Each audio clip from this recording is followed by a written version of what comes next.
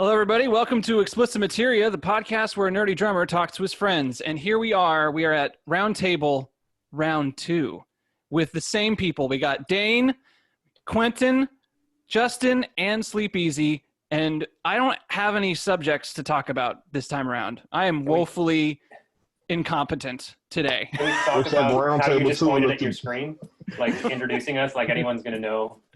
It's like, it's him, that person, him. Justin, Shane. Yeah. I'll have, dude, in the post edit, I'll put your name on the bottom. All right. Yeah, that's how this works. Right. Good old editing magic, rearranging. Yeah, editing magic. Sure. Roundtable 2, Electric Boogaloo. We're going good. Yeah, I guess first of all, I do want to say congratulations to Sleepezi real quick because he just finished part 5 of his Final Fantasy VII remake. Thank you. Extravaganza. Yeah. We're looking forward to the last 2, man. Yeah. Thank you. That's I'm glad to be done with it, and honestly, I think 8 hours is enough at that point. Only so much that you can talk about with the one thing, but I'm regretting saying that now because there's more in the works, but it's good to know that the series is finished. So appreciate you guys watching it. Do you feel like you just defended like your doctoral thesis? Yeah, that's pretty much all. I feel like 5 was just like the wrap up, just to like clear up the thoughts that I was having, just from doing the whole thing overall. So yeah, it was definitely kind of a nice way of just like settling some of that. But for those who are listening, it's not like I'm done by any means, but just a different series, maybe not something numbered, which really fucked me for a bit, but because people were like wanting like some sort of like linear discussion, which it kind of was, but for the most part, it's like it's hard to just like stitch everything that you find together into like something that flows nicely together. The next series is just going to be talking about specific subjects that maybe not as long, but just kind of gives me some wiggle room. But yeah, it's going to be fun either way. I think you should definitely number it, but do parts 1, 2, and 4, and then never say anything about it. And people will go mad searching for the third part that they missed. Real quick, Justin, I think your microphone is actually off. I think I'm getting the computer audio and not from your actual microphone. Really? That's okay. I can edit this out. So yeah, if you want to, it's showing the gain on the thing. We gotta take it from the top again. No, I can edit it out. The It's external fine. mic. Is it really not? It just sounds like it's. Dane, it doesn't sound like you're getting closer to the microphone. It just sounds. It sounds like the room mic. It sounds like the room. Yeah, nothing changed. Really? Nothing? Not a thing? I could just see a vein popping. And wow. like nothing. That's nothing so at all. weird. Yeah. Give us the old Tapski. there is a no. That's weird because I'm hearing that in my headphones. That's so weird. I hate life and technology and everything about everyone. I'm gonna look really good for like the first little introduction thing, and then he's gonna be like, "Who guy came in and repossessed all of his equipment?" Shane, can I come over and just overdub his voice?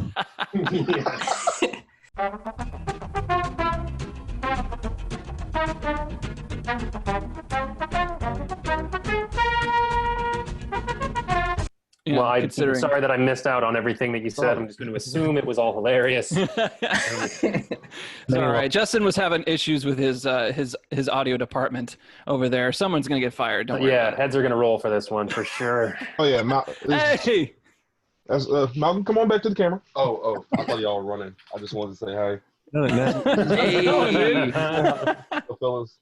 What's up? So you didn't know this podcast was featuring the Malone brothers. Brothers. yeah, I need to go over. Does he still work at that sound studio, Quentin? No, not at the moment. Oh, okay. Well, if he wants a about to job, running audio over here, tell him there might be a position open. Want a quick audio job? I'm heading to Nashville. I'll stop at his crib. Yeah, you live in Nashville. He's heading to Nashville, right? Cool. Yeah, come on by. I'll can't text pay. him. It's great exposure, though. You get paid in experience. Is that cool? Yeah. Hey, he's fine with it. Hey, I do anything for sure. good old starving artist. Gotta love it. No, never work for free ever. Oh God. Oh, terrible. You get paid. The life of a musician, man. Life of a musician. Oh, speaking of, actually not speaking of, this is completely off subject, but Quentin, are you done with Ghost yet? Not yet. No, I don't have time anymore. Yeah, tell me about it. But Like the Patrick Swayze movie? You just working your way through it little bits at a time? 15 minutes at a time. Did you get to the part where the shadows come out? Oh my God, spoilers. Oh my God. I'm so sorry. Too soon. I haven't. Oh, ruined it. Whoopi Goldberg. Now how am I supposed to enjoy this Patrick Swayze movie that came out forever ago that I probably Yeah, when will people learn to wait 40 years before spoiling things? Why, Wait man? until I die. I'll send you a message. Is that actually who the Whispers are? I now regret not editing. What universe we're in? Oh God, I'm saving that. I'm putting that in my back pocket for the next video for sure. You'll see it. I actually just edited Silence of the Lambs into a reaction video for the Steve Minecraft reveal for Smash Brothers. So That's the I don't know how funniest thing to- ever to me. yeah, it's the weirdest thing, but I'm definitely gonna have to keep doing that. So Patrick Swayze, They you're really put next. Steve in. Put Minecraft in Smash. That's beautiful. And they might as well put Patrick Swayze in there. They could have the Wolverines from Red Dawn, whatever. No one saw this coming. Last character, Patrick Swayze. Put him in the, but in the Wii Trainer outfit, maybe? Yeah, nice. That'd be great. I did find that odd that in the last Marvel vs. Capcom, they didn't have any X-Men characters, but Fortnite, for some reason, has all the X-Men characters. That's so Yeah. weird. And what's even weirder is it's like an Avengers thing that they got going on, and it's all X-Men characters. And they had like Thanos and stuff like that too when Infinity War was coming out, right? Yeah, I think. Yeah. Kids nowadays get the coolest shit. I just find that so weird. When I saw, I was like, so X-Men is in Fortnite? I could not put the two and two together. Like, what's the draw there? I don't play Fortnite. In my generation, Bill Clinton was in NBA Jam, so you want to talk Mike D. I mean, they straight up had the Beastie Boys at NBA Street, so I'm not complaining. Yeah. I guess you're right. Let's bring back the weird in video games. Yeah. Let's just bring back the Def Jam games where we can fight as rappers. Yes, perfect. I want to punch somebody in the face as Exhibit. Again. Why? Yeah, why hasn't there been another Def Jam game like in forever? My thoughts exactly.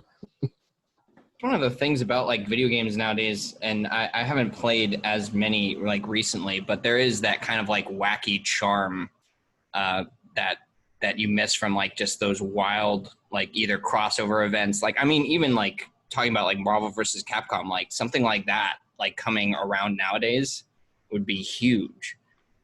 Yeah, and in Marvel vs. Capcom was like the first, thing of that where it was like a big giant crossover event. And then even, and then now Marvel vs. Capcom, you're like, the last one that came out, it was just kind of like, these characters are all boring. Like no one knows these characters. They're like, we want the X-Men? Like all the cool characters are gone. They were talking about that at some point. They were like, yeah, like it's not out of the question that like, Magneto or like we know that people want those characters. And then I guess the game just sold so poorly that they were just like, we're not touching this with like a 10-foot pole. I think it's more so that they don't make the game for the fans. They make it for the trends. Yeah, that's a good point. They probably just like talk to their marketing director or marketing team like, okay, what's trending right now on Twitter? Like kids love SpongeBob. Let's put them in Mortal Kombat. Like, Oh man, I would totally rock SpongeBob. Are you kidding me? He just walks out of the shadows and he's just there like fighting Scorpion. There's Flinging like Krabby Patties at him and stuff. his finisher move, I'm ready, and just throws a spatula at you. Yeah, done. probability. Circling back to the Def Jam thing, that was actually a dope game. But most games that have tried to involve like musicians or musical personalities have been garbage, right? I disagree. Have you ever played Shaq? Aerosmith had a game at one point, and it was just utter an embarrassment. What game? Aerosmith had, I think, maybe it was an arcade game, but it was like a shooter or something, right? It was an arcade game, and I think it was made by the same people who did the Terminator game, I think. Okay, yeah. I'm not sure. But Justin, what did you say as in a rebuttal to Dane's? Oh, I was being facetious. I was wondering if he had ever played Shaq Fu. And No, Shaq Fu's, that's different. All right, that's Shaquille O'Neal. But Shaq, Nothing Shaq could ever do. as a basketball player before he was a bad rapper, Justin, so I don't know if we can... all right. Okay. Shaq was steel. All right, we got to think about that for a second. Oh my right. God. Well, Macho Man Randy Savage had a rap album, and he was in multiple games that were actually pretty fun. So did Macho Man Randy Savage had a Oh, yeah. That is It's beautiful. real not good. That is beautiful. Yeah, you and should so look it up. did Joe Pesci. No. Wow. Not rap. No, was it rap? Or was it I don't think it was- blues? I think it was blues. Was it blues? I Okay. remember a comedian talking about it. Dude, saying when I'm he pretty, was or younger, at least he was a singer. I'm pretty sure that he raps in at least one song. I can only hope. I don't want to live in a world where Joe Pesci doesn't have a rap album. I'm gonna look it up real quick. I'm gonna try. So you just gave me a life goal right there, just to find it. Dude, it's like the second thing. It's like, okay. No way. Hang on. I know what you guys are getting for Christmas this year. Oh no. Might rival the Shags.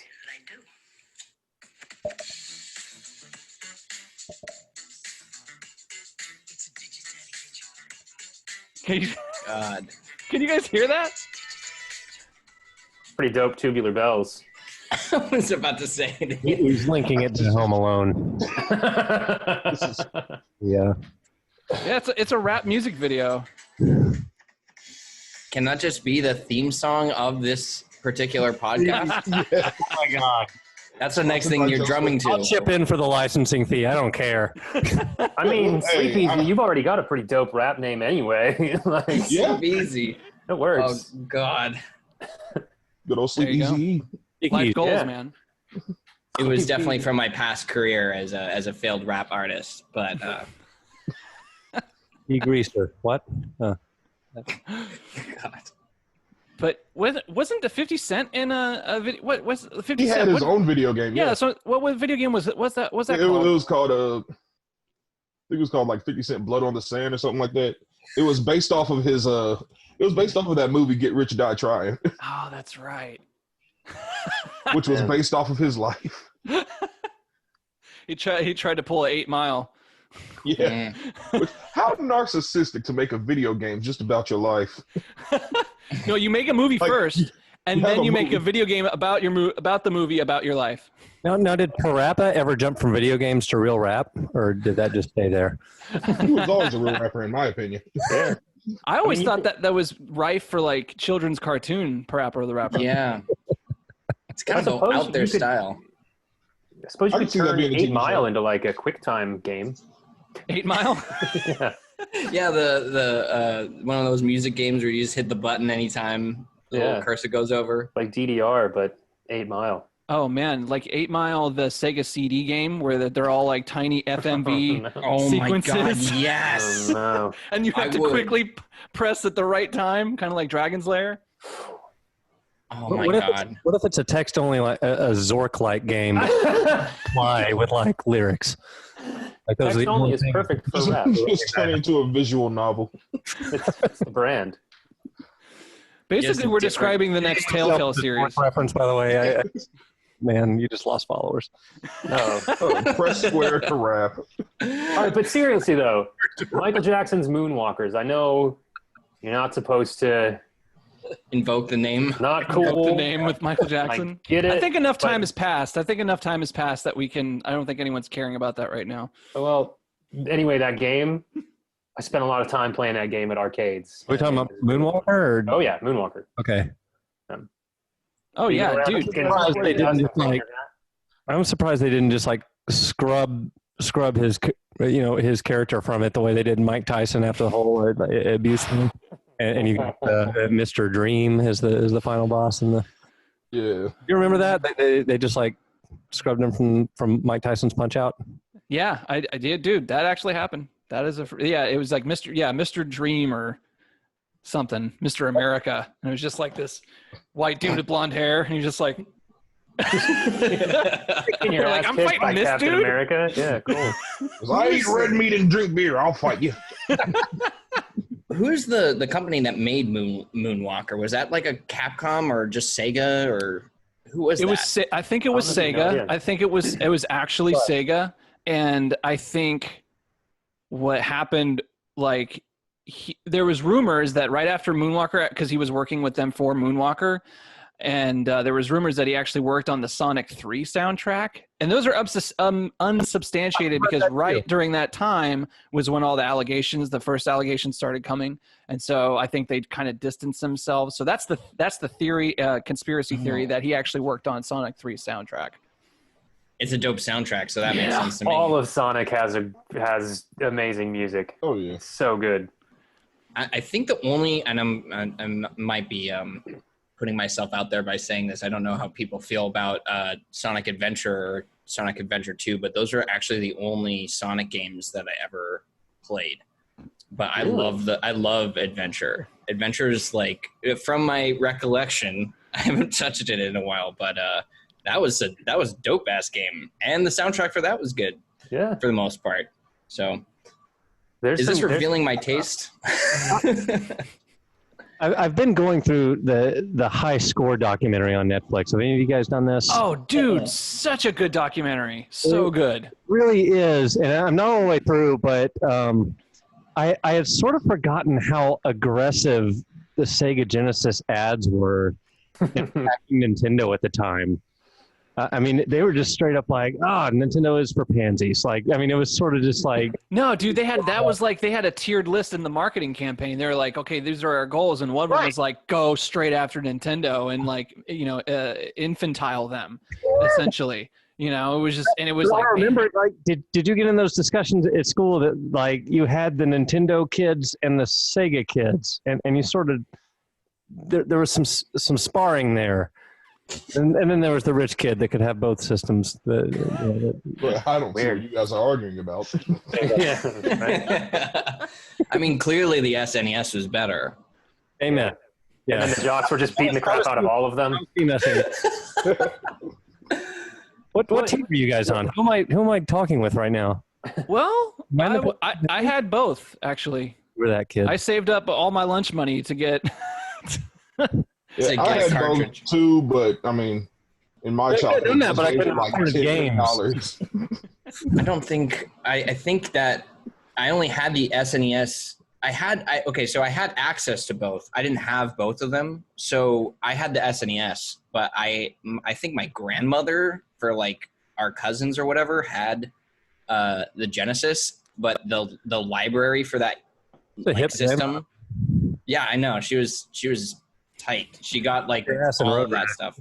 I think she also got us the Dreamcast, which was also a pretty sick move. But we did not have like a big library for the Genesis, so I didn't play like Sonic or anything. I think I briefly played them, but like the other games were like this amazing, and I'm putting this on blast, talking about like marketing and stuff like that.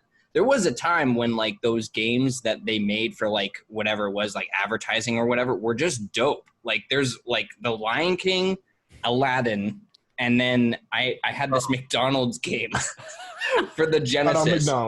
And you play as the clown, and I shit you not, it's actually like from my memory like a decent game. I'm actually surprised not enough people talk about how good that game was. I think I know what game you're talking. I don't know I can't remember what it's called, but I remember watching one of my favorite YouTubers to watch before I go to bed. Like in the ball pit, like what's happening? No, it's like two kids. And is that the Mick and Mac Adventures? Mick and Mac Adventures. You play it as the clown in this one, I'm pretty sure, but I think I know what you guys are talking about. Yeah, it's amazing. That just makes you think. the Burger King games that came out. There was That was a Domino's. Domino's had a video game called Yo Noid. That's right. The Noid was the name of the weird, whatever. What's the word? Monstrosity, abomination. It was like half rabbit, half like whatever. It was like an alien kind of thing. Yeah. Yeah, you're right. And what a weird time for Domino's. Like 7-Up, 7-Up had the spot game. That's exactly. Yes. I was about to bring that up. Yeah, I think I still own that one. I have that somewhere. That is in my house somewhere. $3. A notoriously hard game from what I remember too. It's actually pretty fun in multiplayer, at least in my memory. Like it requires some strategy. Yeah. I don't know. Sure. I feel smart. Speaking of ads and games and rap, does any of you remember the original commercial for the Legend of Zelda, the very first one? I think I've seen it. It I don't remember is it. the most dad rap. It's like two white nerds in a basement, and they put the thing they put the game in the Nintendo and turn it on, and it's just terrible rap. You guys should look it up. It's an endless amount of joy at this point. Like, it's so funny. Like I I've think- probably seen that. The words "bad" and "rat" are wrapped together. Absolutely. Yeah, Absolutely. As it's a train wreck. Yeah, go Link, get some is like the last thing that he says in just this. Oh, it's terrible. You should watch it. I just remember thinking of Super Mario Brothers rap for their TV show. Oh yeah, dude. Wait, that there's guy's the DK fun. rap too. What? There's the DK rap too. I know that my fiance Yes. could come in here and she could do the whole thing start to finish. I guarantee it right now. Bring her in here, let her do it. All right. This is the spice that the show needs. All right, I'll be right back. special guest. If she can do it like word for word, that'd be amazing. Oh, that was actually one of those games. Ladies that and was gentlemen, just we are not awesome. splicing in this footage. Whatever's about to happen is very real. It's just This is disclaimer, live. This is happening live. Any theories? This video is not doctored in any way. This is O'Reilly live right now. So like, God, He's gonna put her on the spot. I yeah. love how when Justin leaves, that Yoshi's voice just kind of peeking over his chair there. It's the perfect placement. Your fiance's a dog. She is, yes. That's so rude. Meet Sadie. Yeah. Marriage must be rough. Whoa, waka waka. A good one.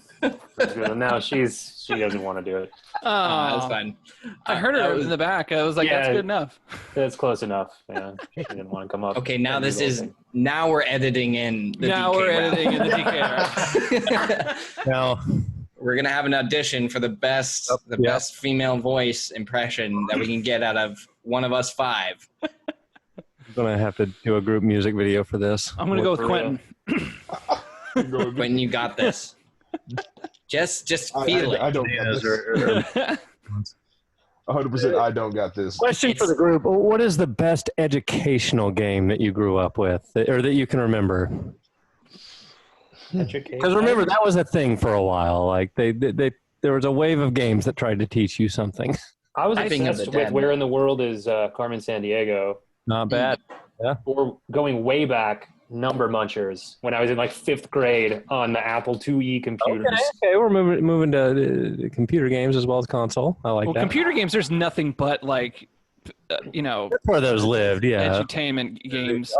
I was sort of thinking consoles. They were rarer. I played. Did you have Bible Adventures? It was one of the. Yes. That's what I was thinking of. It was Yes, that game exactly. this baby blue thing with like 4 mini games in it, right? Yeah. And the Noah one was actually pretty fun. You had to go and gather animals for the ark. It made no sense, but it was actually all right. Did You you can pick them up and stuff, right? Yeah. You had to pick them up, carry them back, do the thing. So the company that made those particular games, all those Bible games for the Nintendo, do you know the story behind that company? They got raptured. No, I It's in don't. the game. It's in the game if you No, play it. so I'm playing. I'm The game is spitballing just the here. company's lore.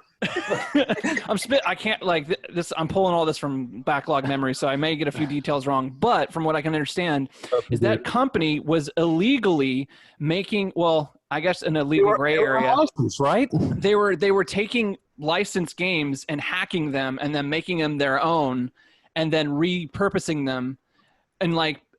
But they made them like different colors, like black, I was blue, about to and say, the gray. sprites in the game reminded me of River City Ransom always. It sort of had this thing going on. Yeah, so they would take a game, and then they would hack it and do whatever they need to do with it, and then sell it as a Christian game. Yeah, I think they did that with Wolfenstein at some point. Yes, on the Super Nintendo, What was Noah's that? Ark 3D. It's Noah's Ark, and you're shooting sheep. Yes, with a slingshot. This'll get them. It's a Bible It game. would have with sold even more if 110 Noah was still commandments. killing Nazis. And it still would have been biblical, I think. It still would have made Actually, sense. Somebody should like really go back and make like a Wolfenstein in the genre of Noah's Ark, but make it like Doom level of like R. Like somebody needs to capitalize on that genre, whatever that would be. Like Doom guy like has to like physically grab the sheep and punch them and knock them out, and then bring. He just sticks a hole in the sheep's head and he's just carrying it on his arm and then throws it into the boat. I want one of those games, No, please. you've got unicorns and dinosaurs are trying to stop you, so you have to like kill all the unicorns and dinosaurs to Anything explain that's why not they meant to weren't pass on the on. ark. Yeah, and that way it all works out. Ah, That's where the slingshot comes in that they brought in. Right. yeah. You're gonna have Seem like David that comes reaching in to every so pull often his trying to gun. Throw him on the boat. Yes. Well, see, the slingshot, that's the story of David and Goliath. You take a T-Rex down with a slingshot. Tell you what. There you go. Beautiful. Symbolism. Money is there. I For do want to anybody know. listening. I do want to know, like company? how that all started. Like, okay, so they had, they had to make this company or whatever, and it's a Christian company, and it's in the '90s, and so I'm trying to think of like, where did they have all these meetings of like which game they were going to use, and what exactly they were going to put in place of what the game actually meant. I remember like. Because Angry Video Game Nerd has talked about Bible games. It's like one of his more famous videos, and he talked. It's like a whole series, a whole like 3-part series of just Bible games, and one of them is like Sunday Fun Day. That's what it's called. It's called Sunday Fun Day, and you ride around on a skateboard. Rachel And- Black. What? Sorry. Niche reference, circa 2014. Continue. No, but yeah, you ride around a skateboard. In the original game, the game that wasn't called Sunday Fun Day, it was called something else. It was kind of like, Saturday something. Fun Day. Ow. Seventh-day Adventist. Man, we're making. But in that game, like you're supposed to rescue your girlfriend apparently. But so you beat a stage, and then there's a cut scene, and this was actually kind of graphic for the time. If you really think about it, like, so the girl is like tied up like this, and each stage that you beat, like a piece of clothing comes off. Now you don't see her nude or anything, but like it gets down to her like bra and panties, and you're like, this is a Nintendo game? That will teach him. Did That's how you'll learn. Larry, Yeah. like, what's the basis on this? What? Wait, Did you say Leisure Suit Larry? yes, thank you. Okay, I'm glad someone knows that. What a Oh, great game. man. I think they actually didn't they make a new one of those like not too long ago? Are you serious? They did. They I did. watched that way too excitedly. Within like 5 years, probably at least. Yeah. Yeah, I they feel made a like new one. they did like a GoFundMe or something, or a Kickstarter for it. I feel like an OnlyFans would be the appropriate way to. Yes. Yeah. The last release of a Leisure Suit Larry game was in 2018. What? Oh, wow. Who is still making these? Still Election buying series? these. I mean, I'm gonna- Larry was like 45 or 50 in the first game. Like, how are we? Where's this fall in the timeline? You know what's funny? I've actually never played a single Leisure Suit Larry. Well, they're Ever. classics. We found his Shane. kryptonite, guys. They're They're classics. They're art. Really. Come on, Mario. Were these Shoot, Larry. LucasArts? Remind me. I'm gonna look at that right now. I'm actually not. Yeah, who made those? Publisher Sierra Entertainment Sierra. Ah, Right. and Assemble Sierra, that's a good Entertainment. Who brought us King's Quest, King's right? Quest, man. King's Sarah. Quest 5. I was obsessed. I could still get through that from memory right now. God. They just did a Five. What they was did the a name of that justice one? to it. Grant, something about Graham. Oh, that was Did anyone play the Telltale version of Absence Makes the Heart Go Yonder. With King's Quest The 5. Telltale version of which one? King's Quest? They did like a reboot of the series, I think, too. Did they really? I think this was like right after they shut down or whatever happened to Telltale Games. But I remember seeing the trailer and being like, "Oh, that's actually a game that looks decent." But I have no idea like how it plays or anything like that. But I'm not a King's Quest guy, but I was keeping up with it. I started on King's Quest 6. How far did they go? Probably pretty far. They probably still go right now. I don't. Well, yeah, they're about on 37 right now. Longer running series than Final Fantasy. Yeah. Yeah. Actually, my first King video on these, man. my first King's Quest was my dad had an old 1984, I think, 84 or 85, can't remember, but an old ass floppy disk freaking Tandy computer, and he had the original King's Quest on there. Wow. Yeah. I remember that. And I remember trying to play it as I don't know how old I was, like 5, 6 maybe. And I was like, what is going on? Why does this guy keep dying? And what, I'm done with this. I'm going to play my Nintendo. This is where there were a lot of wrong decisions to be made in that game. I remember that. But you had to type what you were going to do. You couldn't just like hit a button like, picks up object. Later on, yeah, starting with like 4 or something. Yeah, before and from 1, like you actually had to type eat berries, or like pick up sword or use sword. You actually had to type it. You know what? That's the YouTube series I want to see. I want to see these guys who are like amazing at Fortnite and like these modern games. I want to see how long it takes them to get through the crap that we had to deal with. I saw a great meme. I think it was XKCD. It was a comic, but it was like a text version of Counter-Strike. And he types "Go North," and it just says "You were pwned by a noob." I want a video of like Ninja playing Myst. Like, oh God, Myst. Oh, good old Myst. Quentin, did you ever play Myst?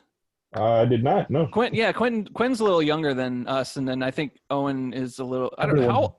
Olden's he's like in his 20s. Me and Justin and Dane are all in our 30s and old men. Yeah. Jeez, you're old, misters. We're so old. So yeah, there might be a generational gap, but you know what we're talking about, right? Yeah.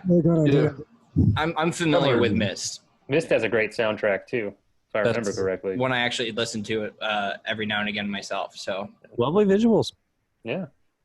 Yeah, those kind of games. That was when like CD-ROM games like was starting to really take off. I kind of miss the point-and-click thing, man. Phantasmagoria, Shivers, things of that nature that sort of respond out of that. Yeah, Full Throttle. Those Seventh Guest. Those were free on either Switch or iOS like a month ago, and I downloaded like all of them. Yeah, that's awesome. Yeah, look into that. There's one Fandango a few months ago. That was my first time through that one, and phenomenal, lovely voice acting. Which one? Grim Fandango, You're Dead guy. Yeah, that's always one that I've heard about that I'd never actually like played, but just like the way that it looks, like I don't know, just the art style is amazing. It's beautiful. Very noir. Something about those games that I don't know what it is. It's like. We have like versions of games like this nowadays with like Heavy Rain or whatever, where it's just sort of like a story that you're experiencing. Yep. It seems like a nice time, but like more in a fantastical world. Yeah, it's essentially just like a playable movie, which I enjoy games like that. As do I. Actually, one of my favorite Nintendo games that I think was one of the first in the series was Maniac Mansion. Did anybody do this? Oh yeah. I remember that game. I never played it, but yeah. It came a CD-ROM. Day of the Tentacle came out as a sequel to it later on, and that was sort of the beginning of the LucasArts thing. But yeah, Beautiful game. You sort of had to choose who you wanted to be at the beginning. You had multiple characters, so you had multiple paths through the game. It actually had a replay value as a point and click, which I thought was very forward thinking for an NES game. If you haven't done it, go find an emulator. Go experience that. Yeah, I remember going over to my friend's house because he had a souped up PC at the time, and he played Seventh Guest, and it scared the shit out of me. Yeah. I was so scared, and I watch it back now, and I'm like, I was scared of this. Yeah. Well, I mean, I think age has a lot to do with that. I actually just a couple of weeks ago found a playthrough of a game called D. I think we talked about this actually. Yes. Yeah. Dude, D. Yes. Terrifying. I got it for PS1, and so I was probably like 12 playing this game. My friend's room was in his basement of his house, and so we would like stay up all night, lights off, playing D and like trying to figure it out. It was terrifying. Yeah, that's point and click adventure game, and I believe that the whole game is like if you know what you're doing, it's about an hour and a half. It's really short. Yeah, but again, you're just like wandering around trying to figure out what's the next step. And I'm like, are you guys gonna play it? I remember I don't want to spoil it for everybody, so this is spoiler. Please All do. right. So the spoiler is that it's actually kind of it's a twist that I didn't expect as a child, but as an adult you're kind of like, that's a weird twist. But as a child I was like, oh. So this lady goes into the hospital to figure out, because apparently the guy who took over the hospital and like held everybody up for ransom or whatever, and he said, the hospital turns into a castle, and then she goes down deep in there and she's like, why does this guy ask for me, whatever, and you're figuring everything out, and then you get at the end, and then you find out that it's your father. It's like, oh, this is my father. This is a person that's, that is my family. But then you find out he's Dracula. Is that what the D is for? Yeah. That's the dumbest thing I've ever heard in my life. yeah. Written and directed by M. Night Shyamalan. See, when you say that Yeah. out loud, it's not nearly as impactful. I understand. Yeah. I was harping on it a little too much. I also have like 75 minutes into the game and you just ruined it for me. That just sounds like a dark experience. That sounds like a dark version of a Disney show. Is my dad's Dracula? It's like Halloween Town. I know in Disney the dad's dead. The parents never live. Yeah, but it was weird and like kind of violent. Like you there's no action. Like you're never actually doing much besides walking around and looking for clues. But weird shit happens throughout the whole thing, and it's like crazy visions and stuff. It's wild. Is it like a puzzle? Does that? Yeah, it's a puzzle game with no tutorial, no context. You just like you get the little intro cutscene and you're in it. That's kind of get back. See who real programmers are. Available on Steam by the looks of things. For $6, you too can experience this. Man, you should. For $6, your dad can be Dracula. I remember the box art for the strong selling point. I remember the box art for the sequel. I remember seeing D2, which I did not. That was a Mighty Ducks game. Actually, that particular developer, I can't remember what his actual name is, but that dude is like, he made 3 games. One was D, the next one was Enemy Zero, Enemy Zero, and then the other one was D2. And after that, he hasn't made any other video games. Those are the only 3 games that he has made.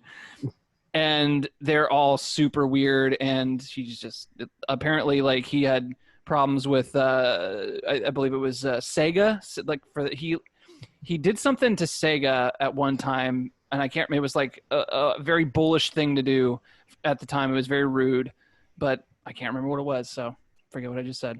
But yeah, that guy's. It was very rude. Yeah, the Quentin Tarantino of video games. The bad boy of game dev. And your father is Dracula. Okay, so your father. In D2, it turns out Emilio Estevez is Dracula, and he coaches a hockey team.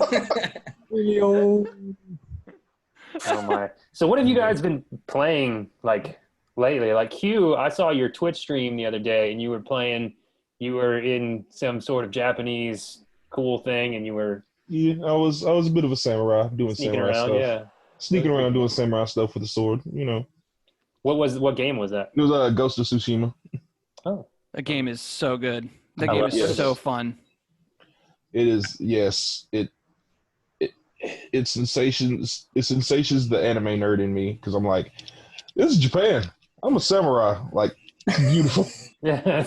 But like, all you want out of life. but you know what's great about Ghost is like it's not necessarily anime. Of course, you get that, you know, because anime is from Japan. But like it's like old school. It's old school samurai movies. Like they made. Like, yes, that is like my favorite thing about the game isn't even the gameplay itself. It's just that they have a black and white camera mode.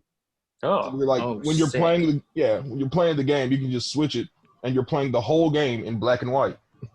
that's pretty cool. Yeah, Yeah. dude. It's just a great game, and it doesn't pretend to be anything else than just a fun-filled thrill ride inspired by Japanese films. Like, That's if all it you're a is. fan of Japanese cinema, like that is the perfect game for you. And Like- one more time? What's it called? Ghost of Tsushima. Ghost of Tsushima. Yeah, think like it's almost it's open world similar to Assassin's Creed. You got the climbing and stuff like that, and then you have you get your ninja abilities and your samurai abilities. And different what's really tools, cool, things like a that. really cool innovation they did with that game is instead of like having a map marker like telling you where to go, like a big giant arrow is like, hey, go here. You swipe up on the pad and you follow the wind, and so you see like the trees and the leaves move, and they tell you which direction you're supposed to go. I mean, you have a map too, but like it's just, Like it gets rid of the mini map, and it gives you like a destination marker. But like to find your way, you have to use the wind to guide it. And the beautiful thing about it is, I did that IRL the other day. I ended up in Nolensville. It was very strange. oh, Lewis wet and your Clark over finger. here, beautiful. Held it up, and you're like, what am I doing with my day right now? and you just see an old Japanese guy sitting on the mountain in Nolensville. Danson. Looks like the wind's taking me north. Somebody has burned down my village. I need you to find them. I'm on it. Let me just wet my finger and get the wind pattern here. Honestly, the coolest thing about the wind mechanic is like kind of the story that they put into it, because like both of the characters' parents are gone, but they always say like They're they Dracula. say your father is yes, your dad is Dracula. No, but it was one of the characters during a cutscene at your parents' funeral that says your dad is the wind at your back guiding you.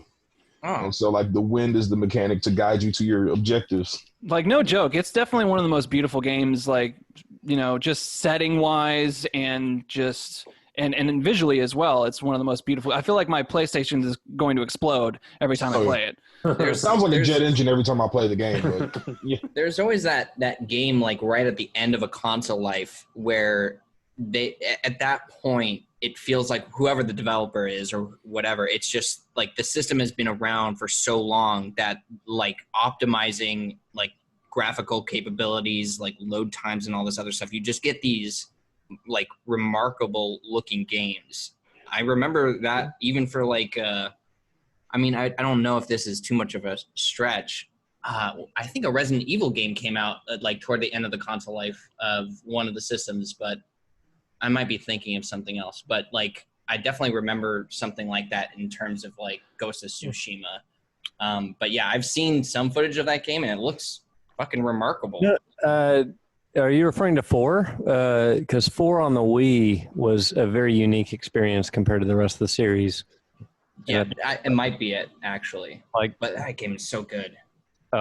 insanely good. Yeah. But specifically when it came out on that platform, like that was the way to do it.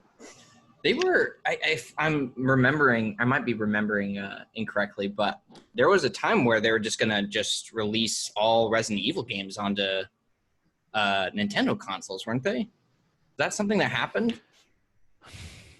There might have been like conversations about? Is that recently? I don't know. They've No. always Oh, they've you always just- been pretty Sony. I don't know, dependent. I just Oh. remember like remake the original remake, right? For 1 was a GameCube thing, and same with 4. right. So Yeah. maybe it was like a limited deal. Right. Oh yeah, that's right. You're right. Yeah. So for a second there, yeah, they had a certain shoot off of games that were all the remakes. You're right. So I don't know if they Remake made it like had a actually- deal with for like the entire series, but I know for those 2 games it was originally for Nintendo. I do remember that.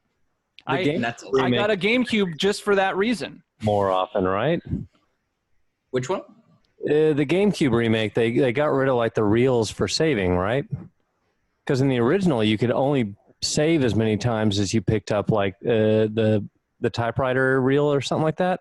I think I can't don't know if remember. that's I think for they remake still- or not. Particular item that you could only gather so many times, and you can only save so many times because of that. The last time I played it, I do remember picking up ink ribbons. That was it. Thank you. Sorry. Yeah. But that was Ink God. ribbons. That's also just a good looking game for the time too. But Totally. yeah, remake 1 is like legit like one of the best looking games. Well, actually, I did want to ask you guys, since we're kind of on the subject of like consoles anyway, the new console generation is coming up. Oh my And- goodness. So, and it's coming up really fast. It's like, it's friggin' next month, y'all. We're going to, we're have new consoles to buy. So who's buying an Xbox? Who's buying a PS5 and why? We were totally going to be a PS5 household, and then PS5. Microsoft bought Bethesda, which, by God, I'm a freaking Fallout Elder Scrolls guy. We don't know what to do now. Well, I did hear that Bethesda still plans on releasing it releasing games for PlayStation. Is that true? Yeah, Yeah, it's like it's just they have a contract with Microsoft, so like all the early access stuff, or they're going to have some exclusives, but it's not going to be like That's fine. I'm late to the party all the time anyway. it's just think going to be it's- like a game exclusive more It's so like than like the full release. right, like a selective thing too. I think some Bethesda games might just be exclusive to the system, whereas others might not be. Whereas like I think Yeah. I don't know like how well like Doom did in terms of just like overall all the consoles, but I'm imagining that like a game like that you would want to like. I mean, if I bought Bethesda, I would just say no to any multi-platform stuff. Those are like cash cows. They needed something like that, honestly, Yeah. because I was not going to touch that system with like a 10-foot pole. I was like, it's PS5. There's no reason for me to get this, but Doom is fun. So The Final Fantasy expert says there's no reason to buy a PS5. Come on now. zero reason. Well, you have Final Fantasy 16. You have Yes. Demon Souls. And those are immediate buys for me. And then of course, And yeah, like Spider-Man Miles Morales, that is definitely Oh, yeah. That was my selling point in the first place, dude. Yes. The Miles timeline. I'm like, I'm in. Let's do it. Yeah, the whole Bethesda being bought out by Xbox. I was thinking to myself, like, why would you go and buy you bought the company for, is it $7 billion? It's Yeah, $7 it was billion. like 7.5. Okay, Oh, shit. $7 billion purchase of this company, and you don't get exclusivity rights for pretty much their biggest game, which is the Elder Scrolls games or Fallout. Fallout, second, and then Doom after that. And you don't get exclusive. I just feel like that's an interesting. I think the whole deal that they have is just like they have access to all Bethesda games to where like PlayStation would only have like the newer games that come out and maybe like a few other ones that are being like remade or remastered. Oh, so okay, yeah, that would make sense if they're And dude. If They get first access to Bill Gates' coronavirus cure. Yeah. I think that was the whole reason for the deal. Yes. Yeah, and when they finally released Skyrim for the Xbox, they get it first. That was always the thing about like even like Nintendo consoles is like they were like, we got third-party games coming up. Yeah, like a year later after like their release, it's like, thank you, Nintendo. I know that like there's an easy access to a portable console, so I guess that kind of forgives it. But just like, Well, I think when CDPR, made The Witcher for the Switch, I was like, okay, Nintendo's making some moves, or at least making a console that's attractive enough for third parties to actually, essentially, make a new game. Because if you've played The Witcher on PS4, and then that game is so graphics heavy, to have any sort of version on a Nintendo Switch. Freaking thing, on playing The Witcher on this freaking thing. But get the red and blue version. It's Yeah. Make it about the. That's all they had left, Dane.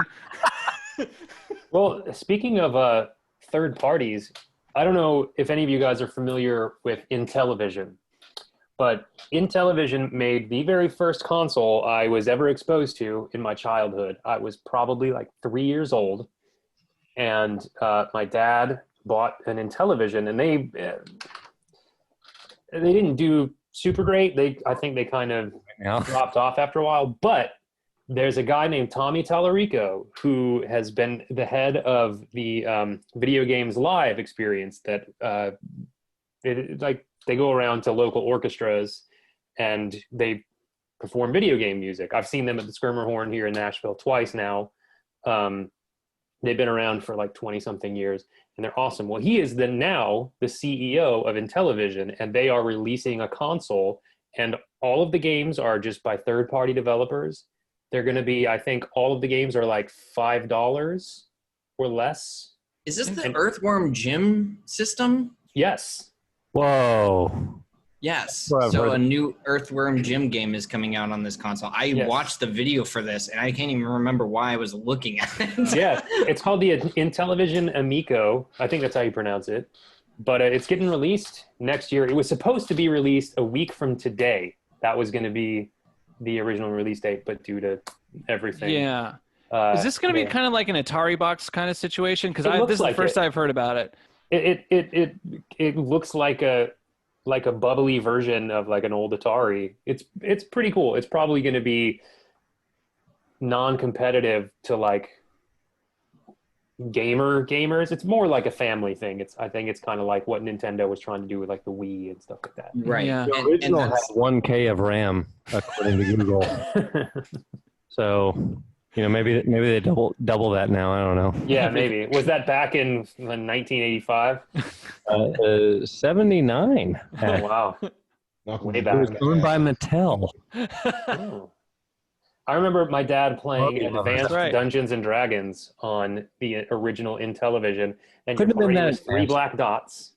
It was like 3 black dots going around this shitty map.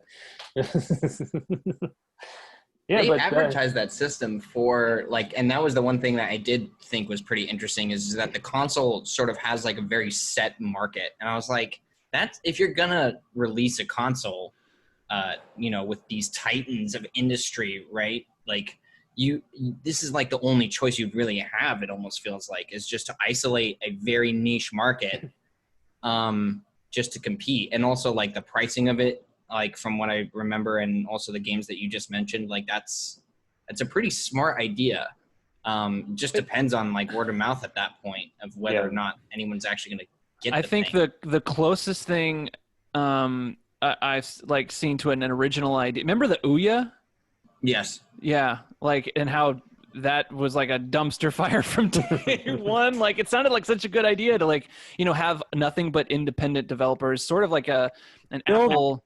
Fill those of us in who are not familiar with the Ouya. So the Ouya was a system that was kickstarted. I believe it was one of the first console Kickstarters, and it got funded, I believe. Now, again, this is all pulling from memory, so can't remember if it was a Kickstarter or not. But I think it was a Kickstarter, and then they got all the funding, and they made the system. And the whole idea of the system was to sort of basically take the place of your Apple marketplace where you buy games, and it was all indie developers, and you'd have a little controller, and the console was actually about it was just big. Like a little box. It was a little box, a really really tiny box, maybe a third of the size of like the GameCube.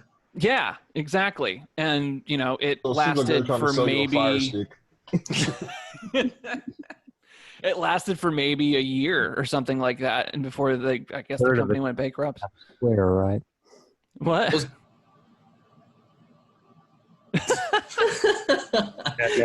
Those games had some exclusivities too, or that console had some exclusive games that I remember looking at and being like, oh, that looks like fun, but like there was never an instinct of me to like go and like out of my way and buy those when there was like Nintendo has games coming out or like a PlayStation game is coming out, something like that. It just never. I guess that's kind of a weird test of the time, right? Where back in the day, like even with like Xbox coming out and like after like Dreamcast died and all this other stuff, when you just like the market narrowed so heavily to just like these three systems. But now, oddly enough, like we actually have like Google's Stadia or whatever it is, and then the other Amazon streaming systems. Yeah. So Amazon, released or just announced their streaming service, and apparently their streaming service is only $5. Oh. So, and I'm assuming you have to get a Prime membership. So, like, it's Prime membership, which is like $14 or something like that a month, and like $100 and something a year. But everyone has Amazon Prime. Does everyone here have Amazon Prime? Yeah, I have it. Okay, yeah, everyone has Amazon Prime. So $5 extra to your Prime membership for streaming games wherever you are. Yes, Jeff Bezos richer right now. Yes. Yeah, he needs an extra few million. He looks like he might be running I feel out like of cash. I got privately outed. Like nobody answered that question, and I was like, I am, and it's like, oh well. Oh, This money is a bags. But I still don't see myself ever going and getting anything outside. Like I feel like I don't know, like set in my ways on this, where it's like it's either gonna be a PlayStation or a Nintendo product. And maybe that's just because that's all I've known, but I've also heard of like streaming issues with those games. And that's the biggest issue right now. And so what the streaming services for gaming they're banking on the technology to catch up, and 5G, and then later on 6G or whatever, 3 or 4 years from now, that we're going to have broadband internet everywhere, no matter where you go, even in the sticks. You're going to have some sort of internet access to play stream video games. And if that's the case, then your investment will be invested, if you will. I just don't understand why you would fix something that like just obvious. Like I understand the catch of like the access, right? Which is like you might not have like enough money to buy these things, and that I think is like that's it in itself like a great thing, is just having access to games that you might not normally have access to. But there's also a part of my brain that says like, well, the reason why we have like a Nintendo or a Sony or a Microsoft like making these games is it took them like tripping over themselves to get to like this point where they're like sort of a set brand, right? Like, and when I was a kid, like it was hard to tell like what was good or not. So we were kind of like the guinea pigs of like that like time to get to where we are now. And I can't see myself, now that we have so many options for consoles, thinking to myself like, why would I go out of my way to try this new thing when I already have the other thing that already works? You know what I mean? Especially when you do get Google Stadia, not only are you paying for the service monthly, but you also have to buy the game. And it's not even a physical copy. It's not a physical copy, exactly. So you're actually purchasing a full game, which is, even if you get it on sale, which is like $40 for a brand new game, if it's a flash sale or whatever, that's still you're paying the Google Stadia, which is what I feel like it's $19.99 or $12.99. I can't remember what it is, but you're paying for the service and you're buying the game. But if you're gonna go ahead and just buy the game, why not have a physical copy, or a copy that you have at least a digital version of it? You put it on a hard drive or something. It's somewhat tangible that way. When you're just streaming and you're just leaving it in the cloud, it's too flimsy for me. Right. I agree. There's something about that doesn't sit right with me. Or what happens if the servers go down? Servers go down all the time. Yeah. That was a big issue for like the PlayStation 3 and like early PS4 days. It's just like people were constantly hacking into the PSN, and like all the servers were shut down. You couldn't play online for like 2 weeks, and Just sounds like such a bummer. yeah. Well, you're I leaving think- too much to chance. I think that there's something like oddly. So I don't like the idea that like the product by itself already has setbacks. That's where it fundamentally I think is flawed. Is that it's like latency. There's things that you just haven't worked out yet, and yet you're selling the product. Which again, I understand the appeal. So if you are like one of the select few people that want that one thing, that's fine. But there's like looking back on like Netflix as a company, right? They were like, you could just get the DVDs in the mail. That was a service that worked. There was no kinks involved in it. There were some setbacks, but like that was a set thing that was an already an established norm. Then when they get to like, I mean, not sending DVDs in the mail, but just mail in general was like a reliable source, right? A reliable system. But then when like streaming, they switched to that. It was like that system was put into place then, right? So it was already, they might have fumbled through it a little bit. I can't recollect if they did or didn't. But like at that point, like that was a possibility, right? Is that you could stream it, there wouldn't be any issue, and that's that. Whereas this is like, yeah, you can kind of take the chance on this or not. It kind of works, but like that's up to you to decide whether or not, you know. But video games are not like movies. Like in movies, you can kind of deal with like a blurry connection sometimes. But I understand like if you're really in a movie, it's like blurring or it starts skipping, you start to freak out. But video games, especially, like if you're in a moment in a video game and you're in it and you're just like and then all of a sudden it stops and you're like, what happened? And then like, you know, like a few seconds go by and your character's dead and you spent all that time and you didn't save and you're like, yeah. That's, you know, those are the things you have to think about instead of like a skippy movie. Right. I guess it kind of comes down to like if you're in like the playground nowadays and like your friend's like, yo, did you like play The Witcher?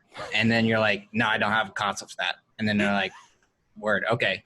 And then they just walk away. Like there's nothing to talk about because there's just no access. But if you're like, yeah, I played it on the Ouya or whatever. Friendship was until I played it. He was like, Right. "You play The Witcher." And I said, "What?" And then he didn't talk to me for several months. I'm glad that we both have the same trauma in our childhood that is, or recently. He was right, though. It's excellent. Yeah. It's And great. And then you're just like, great. And then it's like, now this is my best friend. We both played The Witcher. That's how nerds bonded. You were like, you watch anime? Like, I watch anime. And then it was like, now it's like, this is the only fucker on the world that watches this shit, according to me, when I was like 16 or whatever. It was like, now we're talking about this.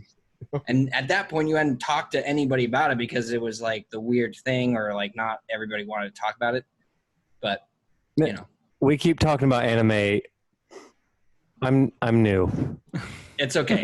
It's the equivalent of video games in terms of like. I know, and I'm watching Avatar: The Last Airbender for the first time. Oh, the new series on Netflix? No. The old series.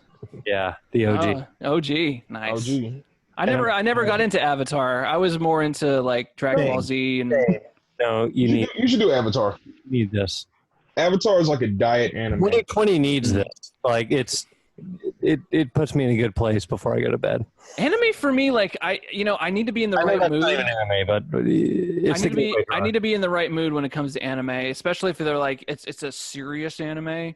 You know, if it's like super, Larry. you know, because sometimes when you get into an anime, Quentin and I, when he was on my podcast, like IRL, we talked about anime for a little bit and talked about like how animes, like if you pick the one where it's like a super serious topic, like a lot of murder, a lot of death, a lot of family breaking up, and you're just like, at the end of the anime series, you're kind of just like, I need to like hug somebody. Yeah. Somebody get the blanket like out. you feel empty and hollow. Like watching things like that turn you into an alcoholic. The anime. Start light. Go with Studio Ghibli or Ghibli if you want to. I watched My Neighbor Totoro last night. No, what you should start with Grave of Fireflies. That is by far the lightest one. Yes. For those who are looking for a very light You're being little- Oh man, You're setting me up for it's failure here. just a bucket of laughs nonstop. I don't need to do that. I've Right. never seen my father cry on any media, and then we watched Grave of the Fireflies, and I was like, "Holy shit!" Yeah. I like looked over. I was Yeah. like, "I didn't even know that you like did that." I was like a I'm kid. I not was going like, to do that right now. so It's lighthearted. rough. Oh, It's yeah. real rough. Isn't that the one about the two girls in World War II? Don't It's about the little spoil boy and his anything. sister. You love the spoiling. Okay. It's just a little boy and a sister in World War II Japan. In Fireflies. Now they do. There's a Studio Ghibli about Earthsea, correct? Is that good? Because I'm an Yeah. Earthsea fan. I read. It's not great. I think that was Goro Miyazaki's first Okay. Yeah, it was one his that son. he directed. Okay. Yeah, that was Hayao's son. I have a story about that. Before that movie ever came out in America, I was in Japan and I was in a DVD store, and it was sitting on the shelf, and I was like, "What the fuck is this?" Like, there's a Ghibli movie I just haven't watched, and then I was like, "How is this like possible?" And then I read the back of the box, and it had already been dubbed in English. Like Willem Dafoe's in it and all this other, like these great actors. And I was like, if it's dubbed, then why is it in the States? And then I went home that day and I was watching it. I was like, oh, okay. That's the reason. It's not great. It's not the best great. of them, but it's actually pretty entertaining. It is. I It is. love But her writing, and the Earthsea series is great. I remember watching. My buddy told me to watch Gantz. Gantz. Gantz. Yeah. Gantz. I don't know. That's Maybe another I'm one of saying those like super serious ones that at the end of it I was kind of like, is this the end? Really? This is kind of fucked up. This is kind of fucked up. This is kind of fucked up. And Elfin Lied, that was another one that was kind of Elfin like, Lied was insane. That's where I was when I was like 13, 14 years old, and it was me and my one friend that I had that would hang out in his parents' basement and watch anime and like read Lord of the Rings and shit, and we would build all kinds of dumb stuff. I won my one friend. That's a pretty neat But- cult to have in a basement. You got your video games, your anime, and your Lord of Yeah. the Rings. Now, It's tell like- me this. I started with Kind of an 80s movie. Away, and then went to Totoro. What do I do next? What's next? Go on HBO Max if you've got it, and That's what I'm doing them. just go in a row. Just go in a row. Cruise. They're all Is random on there? Like what row? Yeah. Kiki's just go. delivery service is You're saying it doesn't matter. Kiki's No. delivery service is a pretty good second to that, where it's a little bit more structured. Okay. Where it's like My Neighbor Totoro is like, yeah, we're kids and we're just messing around in the woods. Oh, look, a raccoon! Like this is like, Frosty the Snowman, the anime. yeah, it's pretty much like, oh, I hey, like kids. the cat bus. The cat bus made me happy. It was wonderful. I had pizza. I mean, just there aren't a ton of extremes with Ghibli movies to me. There's Grave of Fireflies, which is wow, and then you So have like whimsical, weird like Porco Rosso, which Michael Keaton as Porco Rosso. It's by the way, amazing, Yeah, amazing. it's just like a fun thing. And then in between you have like Nausicaa and Yes, like some deeper things, like When Marnie Was There is a little bit more of a coming of age story. that's- Princess that's- Mononoke. I was gonna. Yes, Mononoke. It's a great one, but it's not Sort of a popular one. it's a. So there's like a. You know how like certain director like Martin Scorsese was like, I'm doing biopics and now I'm doing gangster movies. Like they're just like sections of his career where he's just like, I'm just doing this one thing for a little bit. It's like, Yeah. okay, Martin Scorsese. Like all over the place. Miyazaki was like the same thing. It's like, I'm going to do a bunch of movies for kids. And then I was like, all right. And then there's like, I'm going to kind of go into like this fucked up weird shit with Princess Mononoke. And I was like, this is kind of dark. And then there's like The Wind Rises, which I recommend last. Is because it's like his last movie that he released. Like you Which can is- tell what moods he's in whenever he makes these movies. yes, Yeah, pretty much. for sure. Because my first experience with Studio Ghibli is they used to show like a bunch of their movies on Cartoon Network all the time whenever I was younger. Like my first one I watched was The Spirited Away. Spirited Away is Great one. so good. Great one. Oh yeah. The food in that movie looked very The delicious. food in all of them. Every movie. Right? Every Like, movie. It's fucked up how good that food looks in all of those movies. I'm not going to spoil how good it looks, but the bacon and eggs in Howl's Moving Castle, I think, is by far the most tasty. I was like, fuck, man. Like, I just ate and I'm hungry again just watching this. I want you to know that when I watch a show, I'm very monkey see, monkey do. Like, if they're eating in the show, I'm like, I'm going to go make bacon and eggs right now. If they're drinking the show, I'm like, yes, Scotch sounds nice. Like, that is just how I operate. Yeah, have That's you ever how I heard felt. of Binging with Babish? His YouTube channel. He makes a bunch of those. Yeah, the Ghibli's. Yeah, Oh, God, He does- anime he does- in general is just beautiful. He does food from just TVs and movies. Just, yeah. He does a Always Sunny thing. He's got like three Simpsons, like 3 episodes of food from The Simpsons. Ooh, floor pie. I still think the best looking food in Unexplained bacon. anything that I've ever experienced was Final Fantasy 15. Yes. Yeah, Final those Fantasy are pretty 15 booty. food A right. cup of noodles never looked so delicious. I Oh. wanted it. So have you guys seen the trailers for 16? Yeah. Yes. What are your thoughts? I would like Well, to hear. so it's obvious that because it was rumored that it was going to be Final Fantasy 14's director that was going to direct it, right? And so when you see the characters, you're like, this looks an awful lot like 14's like design department. And so is it going to be online or is it a single it's player? just a straight up? single player Okay. experience. One thing that I did notice was like, it was kind of violent. It was just like, there was blood. And I was like, what is this, Yeah. Game of Thrones? What's going on here? It looks Fun like they're fact. making Dark Souls looks the like- Final Fantasy game, you know? Fun fact, It seemed to me like it was about like the lore of the crystal. yeah, That's- kind of. like, yeah, that's what I took from the trailer. It's Yeah, the same. first M-rated Final Fantasy game. Is that right? It is. I didn't realize it was M-rated. Yeah, so they're going to dark. As soon as I was watching the trailer, I was like, "Oh, look, there's a chocobo!" And then like the scene right after is a boulder crushing a dude, and just blood flies up in his face. I was like, "Oh!" It's super. I'm so excited, and also the fun fact too is that the guy who designed. I don't know how many of you guys have played Devil May Cry. I haven't, but the guy who designed the fight system for 5 was snatched up by Square Enix and is now directing the fighting in 16. Good move. Yeah, That makes me happy.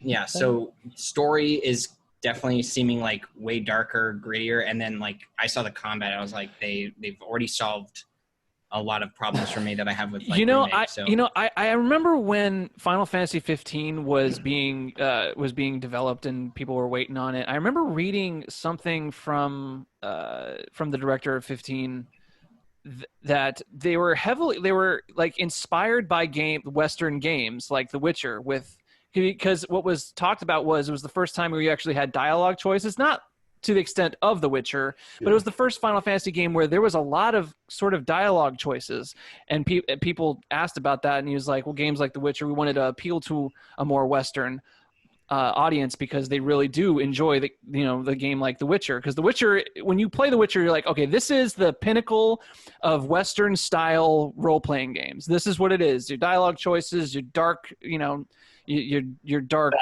story, dark dialogue, dark story.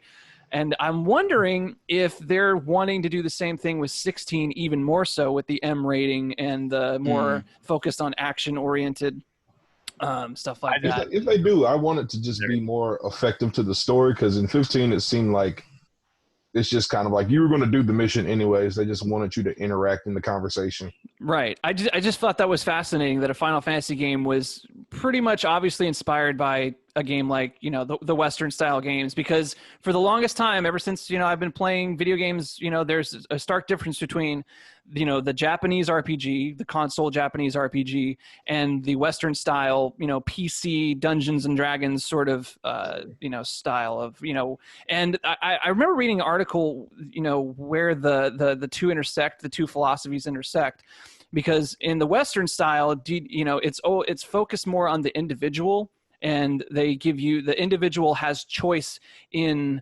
in where the story goes. And then Japanese style, they basically make the story and you're just along for the ride. Right. And so right now, like I find it fascinating that it's starting to come together now that they're starting to, they're starting to like, be inspired by one another, which is actually I think that's really cool.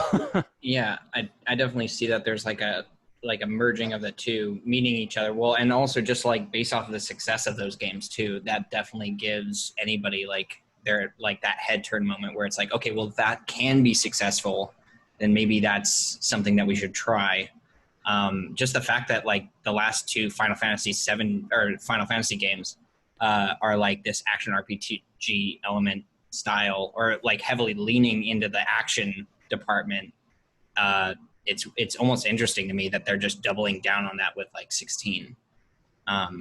Yeah, we'll see where that goes. I think you just get a wider audience that way, and I think they just realized that, just a little bit later, they were just holding on to their guns because for the longest time it was always about like being, sort of strategic with the time battle system for, as many installments as they did. And then with 13, they kind of experimented a little bit. And then, 15, they just went, okay, well, it was still a kind of experiment because it wasn't full action, even in the 15 system where it wasn't like you hit a button and you do an action. It was you hit and hold a button and you do actions. So it was sort of like, it wasn't exactly, kind of like The Witcher where you're hitting square for, soft jab and, triangle for strong. Nobody soft jab. Just a quick poke. One thing I've been a little bit disappointed with Final Fantasy for a little bit now is the character design, and it seems to be going in a direction that I wish they wouldn't.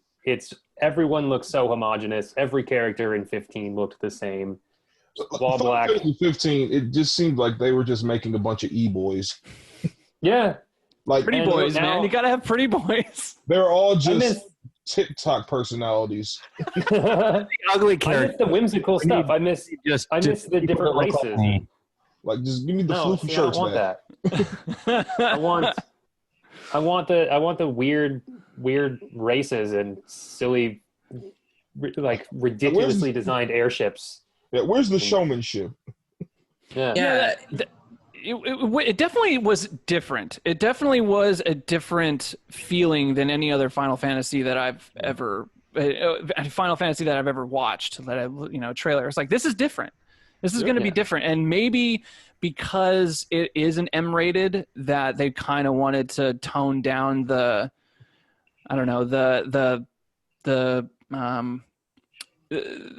sort of theatrics of it. Yeah. I would say that would. Go ahead. Oh, yeah. So, in my review for Final Fantasy VIII, I say that this was the point where they basically set their now famous art style, which is that, very fantasy, but also very sci-fi mix, and it was like very crazy hair and, bright colors and, and it's vibrant and flowy. Like it's been that way for the longest time. And so it's been that way. It was that way until 9, maybe 10. But they brought it back with 10. Kind of. Not really. It's a weird sort of place to be in almost, because even when I was personally excited when I think we saw 7 remake gameplay for the first time, and like how sickly Cloud looked in that. Like, he looked like he was actually like poisoned, which is kind of like a part of his character, but he was skinny and like his skin was kind of discolored, and like he just looked overall like kind of ill. And I was like, that's a different direction than I saw it in my head, and I actually enjoyed that direction more. Whereas it almost feels like there's like a level of like polish over it from where it started. Obviously, like that team was like distanced or canned, and then Square just took over the project. But I agree with you. It's almost like, why would the thing about like characters like Mario or something like that is that they're always going to have like that same presentation. They're always going to be linked to the same thing. It's a platformer. They're not going to do anything outrageous. But the thing about Final Fantasy, from what I can gather, and I haven't played much outside of 7 and Remake, is that they all feel so distinctly different, and they all are playing around with different things. And it's like, yeah, they have like some of the same constraints, but like the style or like the look of it or the story or whatever that is kind of just goes off in its own direction. But like, I don't know, like I just looking at like 15 and 16, for instance, it doesn't seem so drastic of a tone shift. You know what I mean? Even if it's M, I don't know what they're planning on doing. Obviously, like somebody gets like mauled in the trailer, so maybe that's what it needs. And it's still early too, because remember the original 15 was supposed to be versus 13, and then you know it's still early. So like, who knows? This is Square Enix we're talking about here. So Final Fantasy 16 is not going to come out until another 10 years. So. Well, and you know what's funny about that is that apparently this game has been in development for 4 years. Is that right? Yeah. I didn't know that. They were saying like you can expect this to be coming out sooner than you think it will. Oh. So I was thinking about 16, like the way it looks like everything fits together. Like 15, that was like the first Final Fantasy game I played fully through, so I did enjoy it. But it just felt like I felt so out of place with the character and everywhere that he went, because everywhere was so vibrant and beautiful. And then it's just like sad goth boys trying to protect them. You think there will be as much grunting as there was in the remake? Probably. I dare say at least 40% of the dialogue was just. yeah. Just It's like Dragon Ball Z, Spend 15-hour day in the studio. All right, just give me 8,000 grunts back to back. We'll edit them. No, we're gonna be here all day. We need those grunts. Like we need to start like right now. Like we're paying for this 8-hour time. Yeah. I'd love to know the dollars per grunt ratio that that guy made. Can I make money grunting? I don't know. You could You try. just Join put a that metal on the band. resume. Be the vocalist. Yeah. I mean, you could probably run a 900 kind of phone line. Might make money grunting that way. I do see a good reason for 16 to be M-rated, because if you are going to have like this long running remake series, like that seems to be leaning into like the whimsical sort of like spiritual sort of side of a story, like with where that plot seems to be going. It would be really nice to have, in contrast to that, like a very dark and gritty sort of like exactly the opposite tone. Like I think that sounds like on paper like a good move to me, is that you're going to get a Final Fantasy that's like for adults, and then you have this other one that's sort of like this reimagining of this game that we all love, Sure. Well, yeah, I'm you're fine right. with that. I just wish It's that a bit of the old and a bit of the new at the same time. So yeah, that's a really good point. I do. I like just wish the tone character of- design wasn't so homogenous. That's all. Yeah, Used no, to I be agree with cool, that. Well, But again, I do like I didn't the mean dark- I haven't played 14, but from my understanding, it's the same team that did 14, but Yeah. doing this game. Same And director. I remember I'm not a big fan of the 14 art design, just from looking at it. Now I haven't played it, and that might, I know a lot of people love 14 because it's just so fun. But as far as like the art style of it, I think it fit that sort of art style, which I'm not a big fan of anyway. I just like, it kind of. Yeah, I do like 14, but it does feel more carnivalistic of a like look to it. Like not necessarily whimsical, but like very sideshow-esque. Just I mean, different. if you're gonna have look at just the cast of like fucking Final Fantasy VII. You have like a terrorist, like an eco-terrorist. You have a flower girl. You have a dog that speaks, a cat that speaks, riding a giant doll, and then you have a vampire in a coffin. Like Exactly. this And is you've like got a ninja girl. right. Yeah. You got, and she's like And a 13 redneck. years old. It's like, And a where are your redneck. parents? Yeah. Like a really angry redneck. Yeah. That's which is fine. So let's just break this down. So Dracula has a gun, the redneck has a spear, and the ninja has a kind of star thing. She has no Pry my parents and spear she's from my 13. cold dead hands. But like when we watch the trailer for 16, it's like, yeah, I'm in the army and I'm protecting this other guy. And I was like, I can't tell if these characters are any different. Like and ironically enough, it's a story element that they all have that tattoo on their face, I think. So it's like, oh, so like that's bringing them together. But it's like, if they're all just, you know what? Like I said it in They just have a fun I said it. bachelor I night. said it in jest, but I actually think they might be getting inspired by Game of Thrones. Because if what you say is true, Sleepezi, like 4 years ago they started development on this game, they had to know that Game of Thrones was the top show. Like it was. And so I'm wondering if they're the reason why it's if they're just like going like, okay, so this is popular now, like dark Lord of the Rings. So let's bring back the old school, Final Fantasy from like 1, 2, and 3, medieval times, but let's darken it up like Game of Thrones and, make it M rating. But like you said, they're Square Enix, so they would also know that the game's not going to come out until long after the popularity of Game of Thrones waned. But maybe they're banking on getting it out around the same time as the next book. So like 15, 20 years from now, I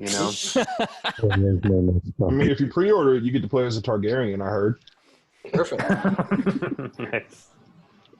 I don't know. I hope that it, like, either way, like, I'm excited just for gameplay. But I definitely think that, yeah, the art might have suffered a little bit from, like, the visual standpoint of it. Like, the summons look cool, but they kind of look, I don't know.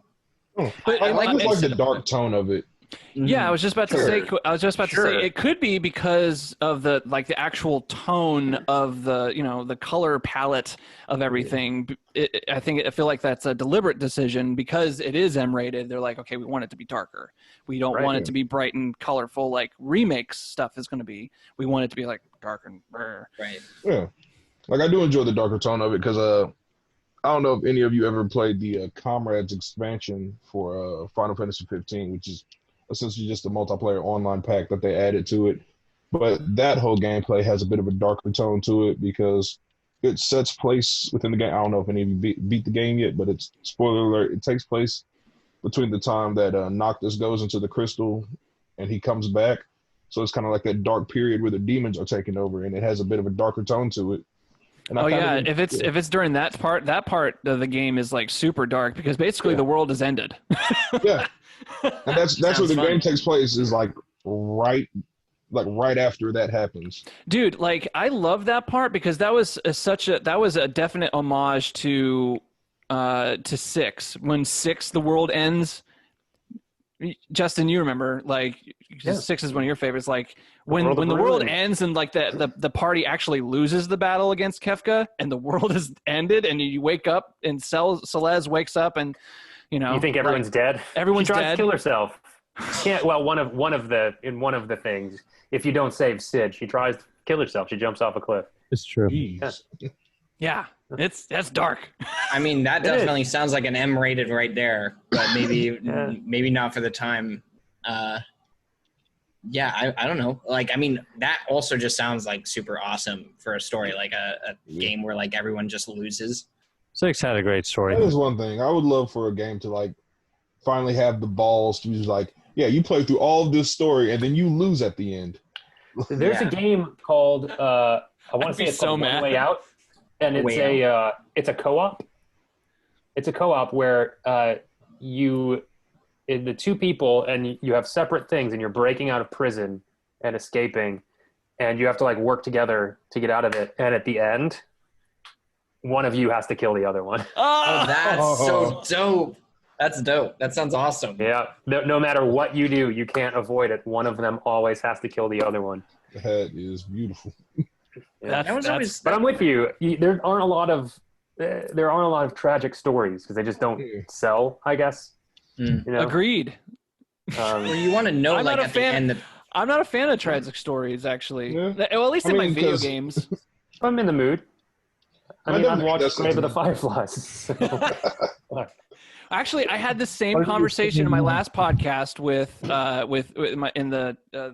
other podcast I have with my buddy Evan. We talked about The Last of Us and The Last of Us 2, and I've heard nothing but like it's a depressing story. Like and when I hear stuff like that, I'm like, in my video games, I'm not sure exactly if I want to put myself through a depressing story.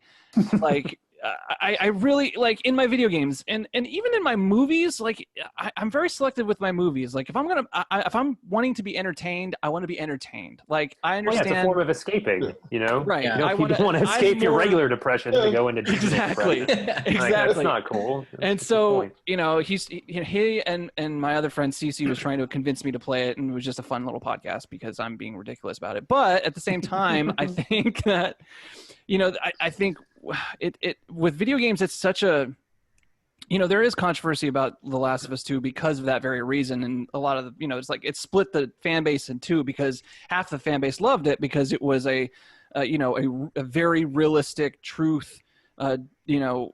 Perhaps very depressing story about real things that would happen in a post-apocalyptic world where, there is no heroes. There are no,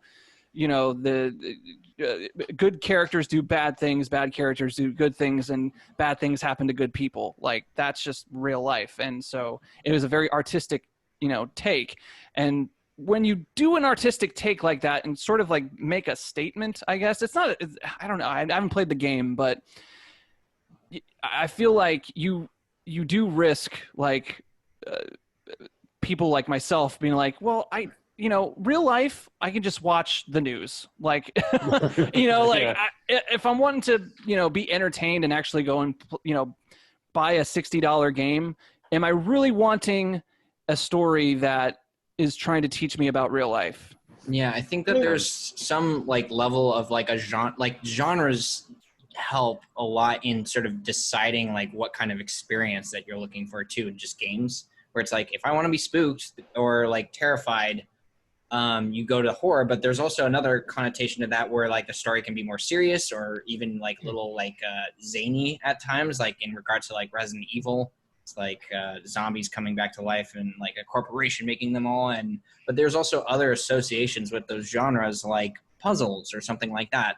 So you kind of get like a pretty good, like there's a pretty good, I guess, way of distinguishing like what kind of game you're going to get like walking into it. So like, and I also haven't played Last of Us 2, but like I watched the part that is controversial and I was like, you can't expect this game to go anywhere else. This was already a completely depressing like world that was a nightmarish world, and it's like, why would you think that that's not like in the cards for this to happen? So there is like a part of my brain where it's like, yeah, you just wanted to have the same experience again. And I'm not saying like there's other things that happened in that game, like in regards to like gameplay and all this other stuff that people were really upset about, and I can understand that angle. But like when you're talking about like these certain genres, like in comparison, like I get why people are frustrated with Final Fantasy VII Remake is because they wanted the same game that they wanted last time. They just wanted it remade. They wanted that sort of like re-experience because it's the game that they grew up with, and that is something comforting. So when you take away that comfort, like feel free to get mad, like because that's kind of what they promised you at the beginning. Whereas like with a drama set in a post-apocalyptic world, like you're setting yourself up for disappointment if you think that like these characters are going to live, and that they're not going to fuck well with my your point emotions. was when I was in that podcast, when you start killing off beloved characters, my analogy was The Walking Dead. When we all watched, when Walking Dead was super in it, like everyone was watching it and everyone had their favorite character, everyone had their favorite, and we all saw the memes. If so-and-so dies, we riot. Like, there was all those memes. And so what happened when, spoiler alert, when we all, I think with the time where I pretty much stopped watching it was when Negan came into the picture and started killing, our favorite characters. A big portion of the viewer base stopped watching that show. Mm-hmm. Fandom is a tricky thing because you want to surprise people and you want to put them on edge. And this is the thing with most television that you're talking about, whether it's Game of Thrones or like Walking Dead or even like back in the day, like Lost, where it's like these characters could just drop dead like at any moment. So like the fact that you're sitting there being like, oh my gosh, I like want to be surprised. And then something happens where it's like, not that kind of surprise.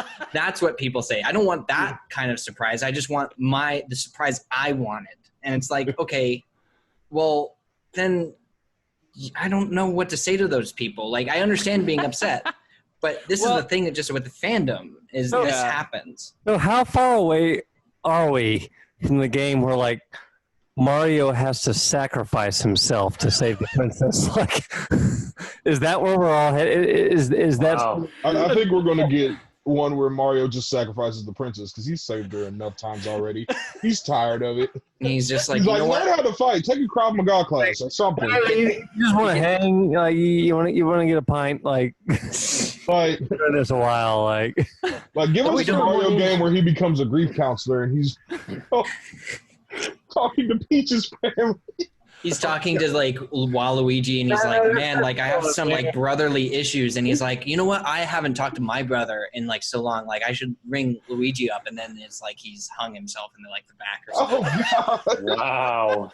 Wow. This dark, and then it's like I like become attached to Waluigi, and then Mario's like, stop going to my brother's house. So, yeah, this is the game I wanted to play.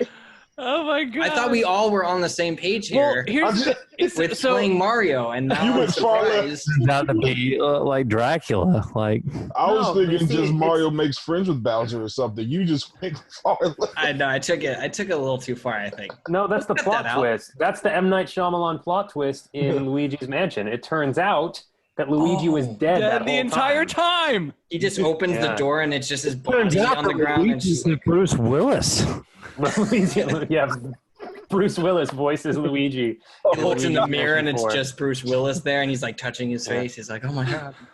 Yeah, I was Turns Bruce out Willis Mario the whole and time. Luigi aren't even brothers; they're just cousins. I see dead pixels. Oh wow! Jesus, Too much. All right, I'm so off just this, censor this entire part. Yeah. We gotta throw the whole podcast. We gotta throw the whole episode away. Yeah, No, but I mean, restart it, guys. it would be cool to play, like if there was a Mario game where you got to play as Bowser and like defend your castle It's a against Mario survival horror. I'm in. Like, take my money right now. That would be so. Just sweet. make a survival horror, but from Bowser's point of view, just like, oh god, he's coming, oh god. You just are You walking hear in the Boing hallway. in the background out of nowhere. He's like, my Copas. Oh, dude, Just I went see down. holes in the ceiling. Sends all of his children to face him. Speaking of creepy Mario stuff, like, dude, I went down this YouTube rabbit hole like a month or two ago about every N64 cartridge is individualized or something like that. I can't remember what it was, but it was about the supposedly secret level where you go into this hallway and Wario's face comes out of the wall and chases you down this hallway, and then you immediately die. Yeah, apparently it's like it's a thing on YouTube. You can check it out. It's super creepy, but it's all fake. Like it's actually really good, like really good.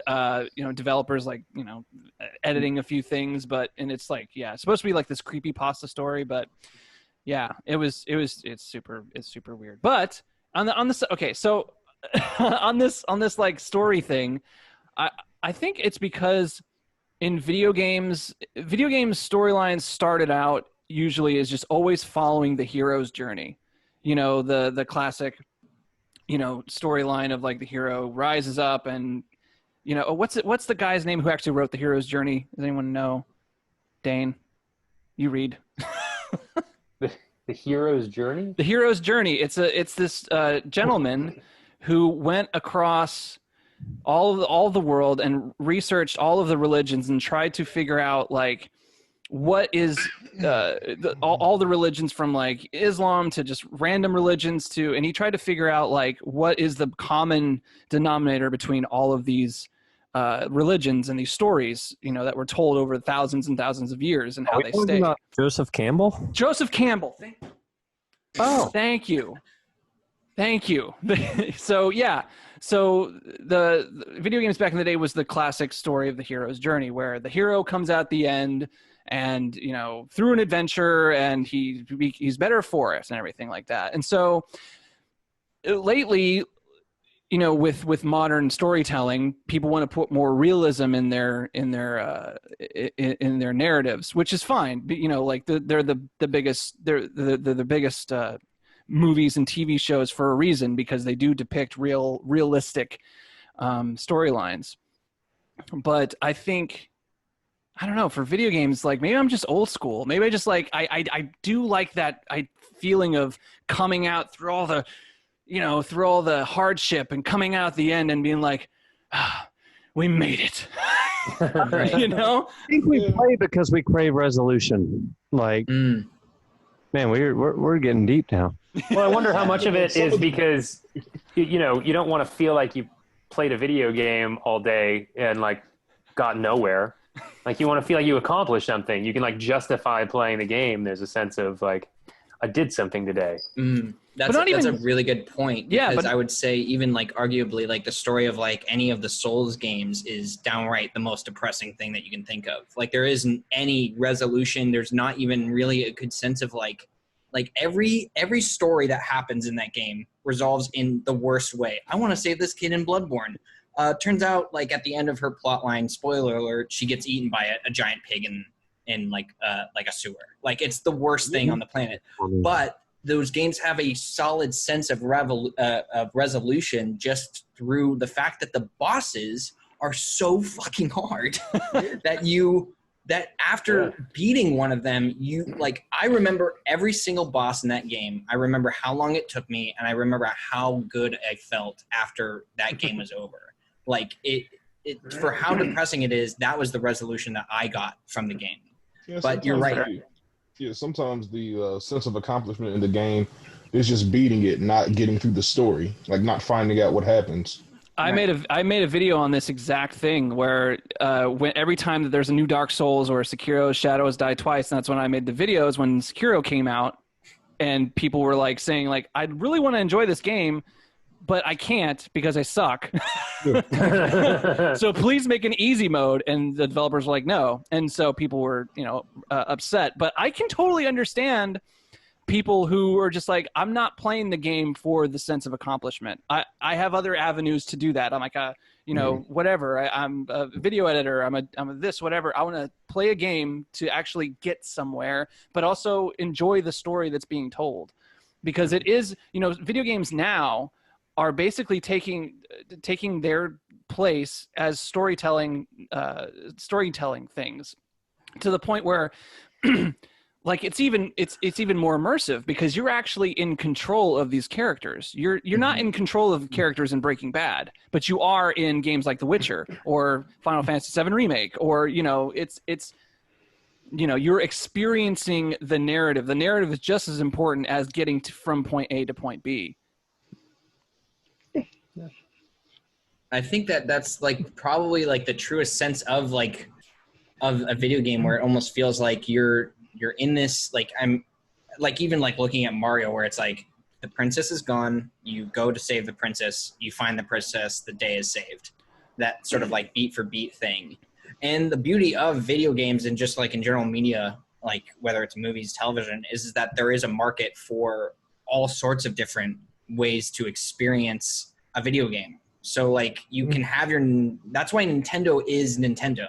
It's like they've been banking off of like the same formula for forever.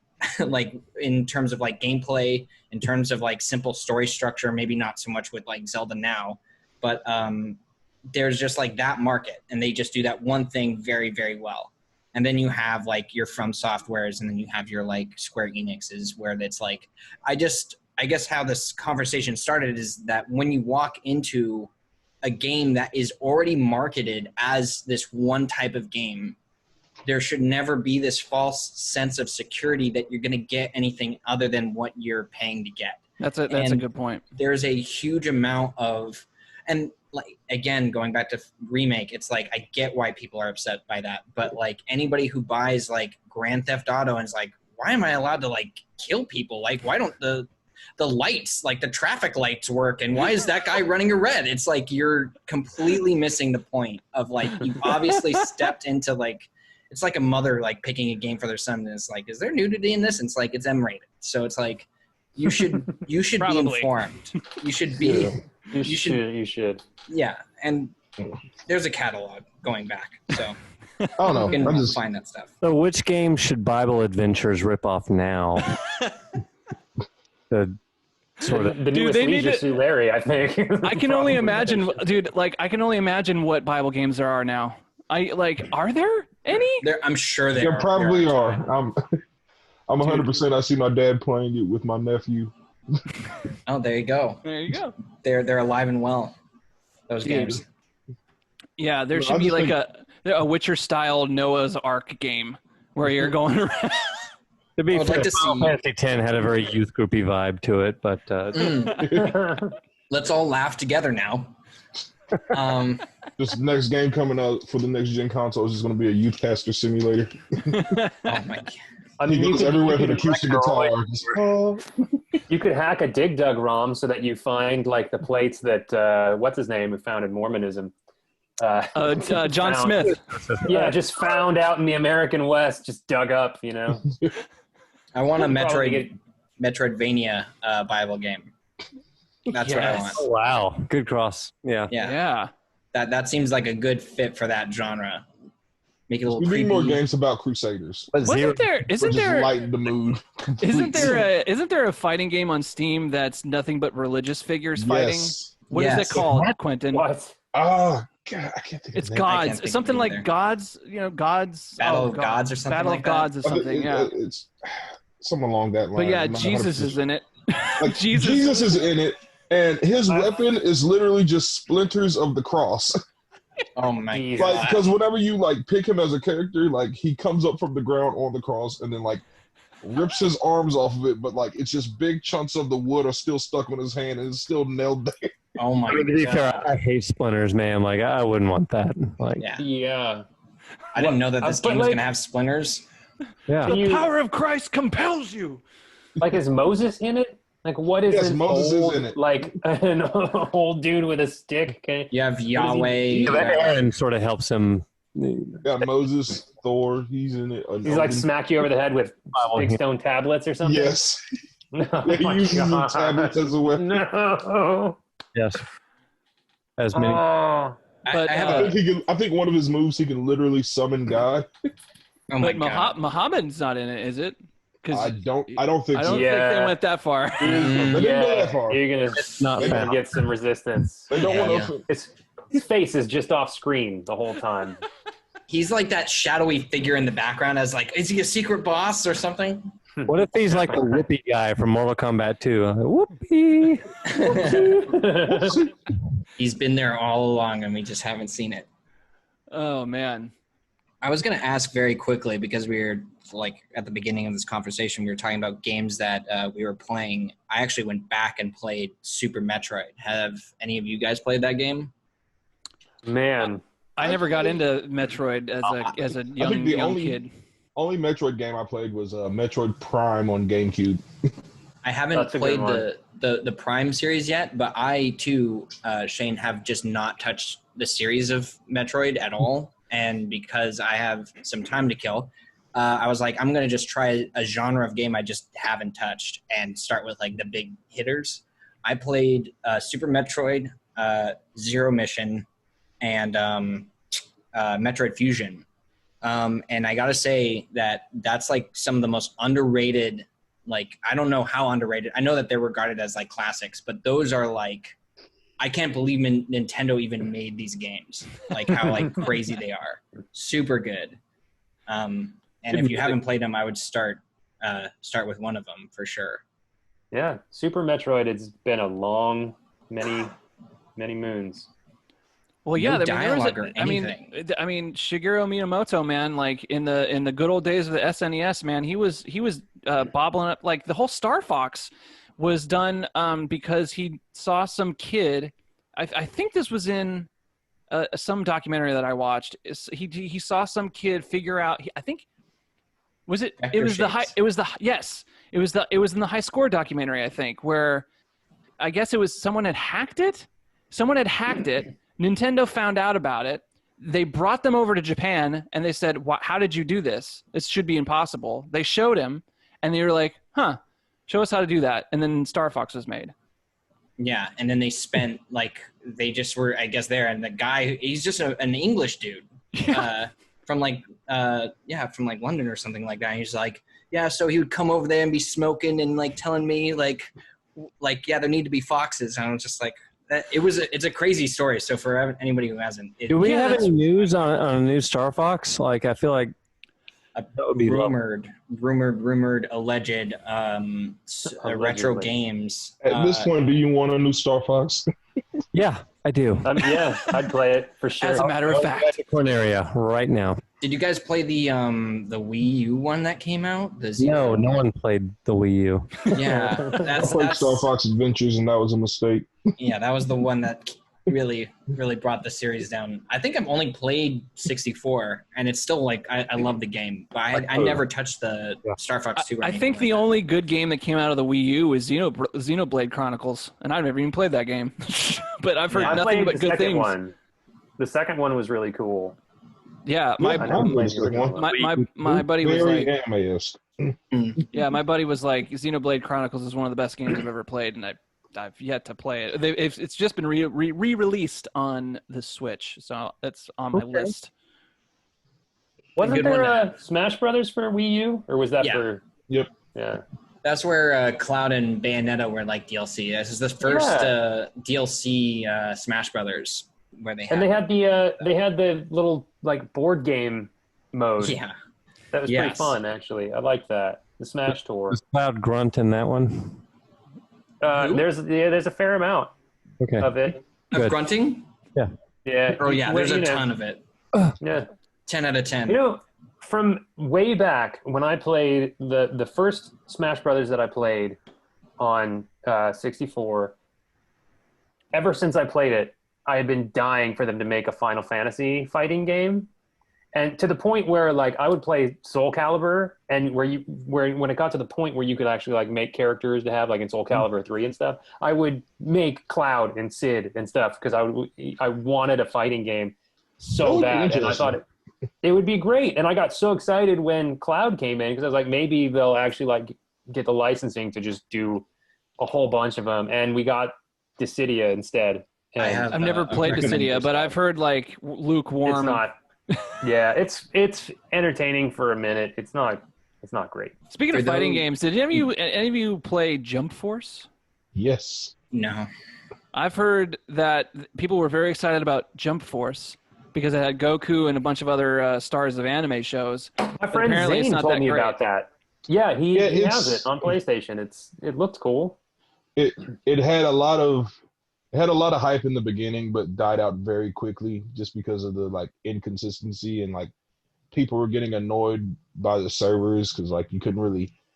It took forever to get in online games, and like you couldn't really play with friends. You had to like jump through so many hoops to try to get that going, and the story mode was just hot garbage. But like it's. Well, how could you make a story between all these different like you'd have to be like it'd be real tough too. They tried. They tried, and it's you honestly you don't play a game like that for the story anyways. Yeah, right. But it's like with any of the DBZ games or like Naruto game. Like I think like a couple of those. Some of them are actually really fun. But I've like, had about all of them. But the Xenoverse games, the Xenoverse Dragon Ball games are actually really fun, and the story modes are actually pretty good. Like you know, because it's fun because you actually create a Dragon Ball character. You can play, you know, but like the whole story revolves around, you know, the time controller or whatever, and you know, you make your own Dragon Ball Z character. And like, thank you. This is what I've always wanted to do. Yeah, because it essentially makes you the hero of the Dragon Ball story. Yeah, and you fight alongside Trunks and Goku, and you're just like, what's it's so fun. I wanted to say to you, Justin, that you were asking about a fighting game with Final Fantasy characters, and you mentioned Dissidia. There is one game. Zeitgeist?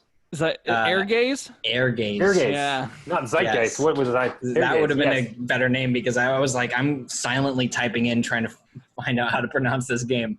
But God Bless the Ring with Cloud, Sephiroth, and I think secret character Vincent, or unlockable costume for him. I played a little bit. I do remember that. Not as good. Yeah.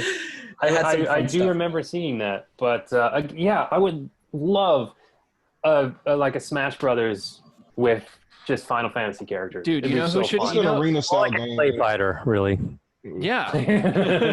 Clay Fighter. You know who should make it? Square Enix should just tap freaking Mortal Kombat developers. That's Right. correct. Be like, yeah. Let's make Let's do it. MK11 looks so fun. I don't even play fighting games, but I watch Max Dude play it all the time, and I'm like, man, this looks so freaking fun. Yeah, it would be great. It's pretty fun.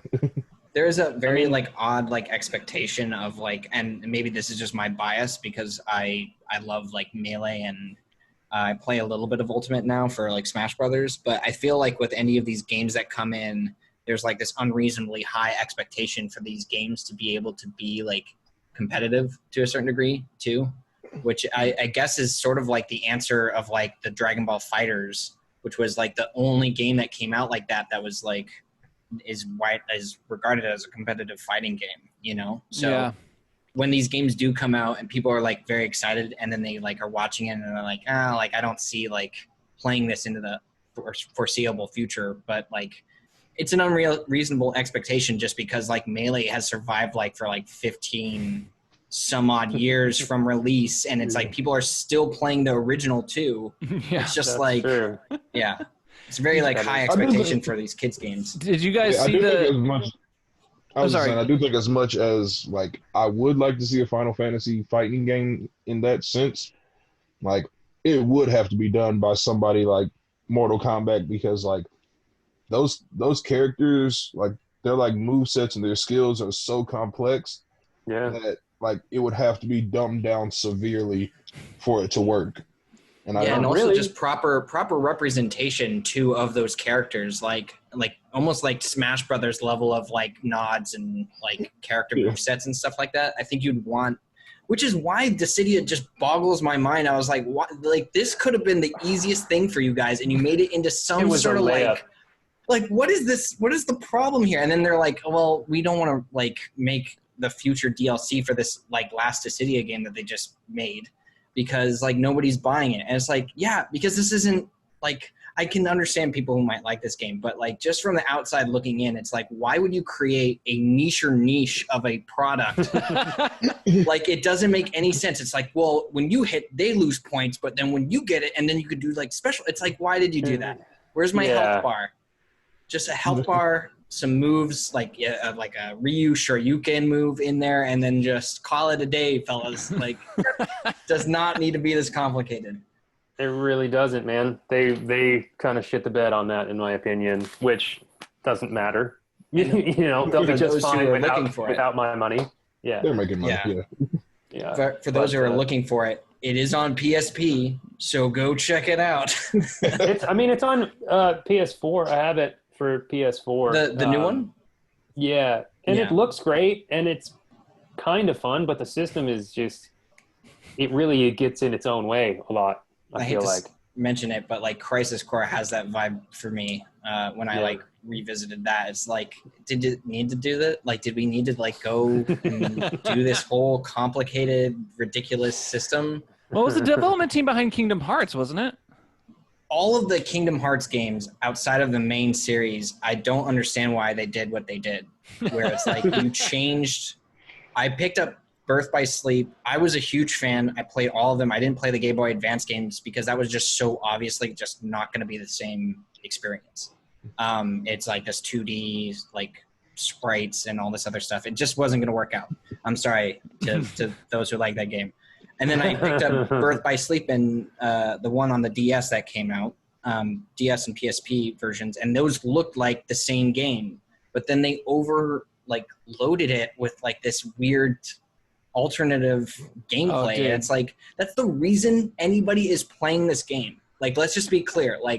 We did not all want to see where the story was going to go in that level of investment. We couldn't follow it if we wanted to. Exactly. Yeah. So just if you're going to at least give me something, give me a game I like to play. And it's do you want Kingdom Hearts 2? Well, we have this other idea where you get cards and stuff like that, and we're going to put it into this game. It's you've successfurely killed this franchise. Dude, I do not get it. I do not get the whole card system. There's a I remember old Dragon Ball Z RPGs, they didn't release out here in the States.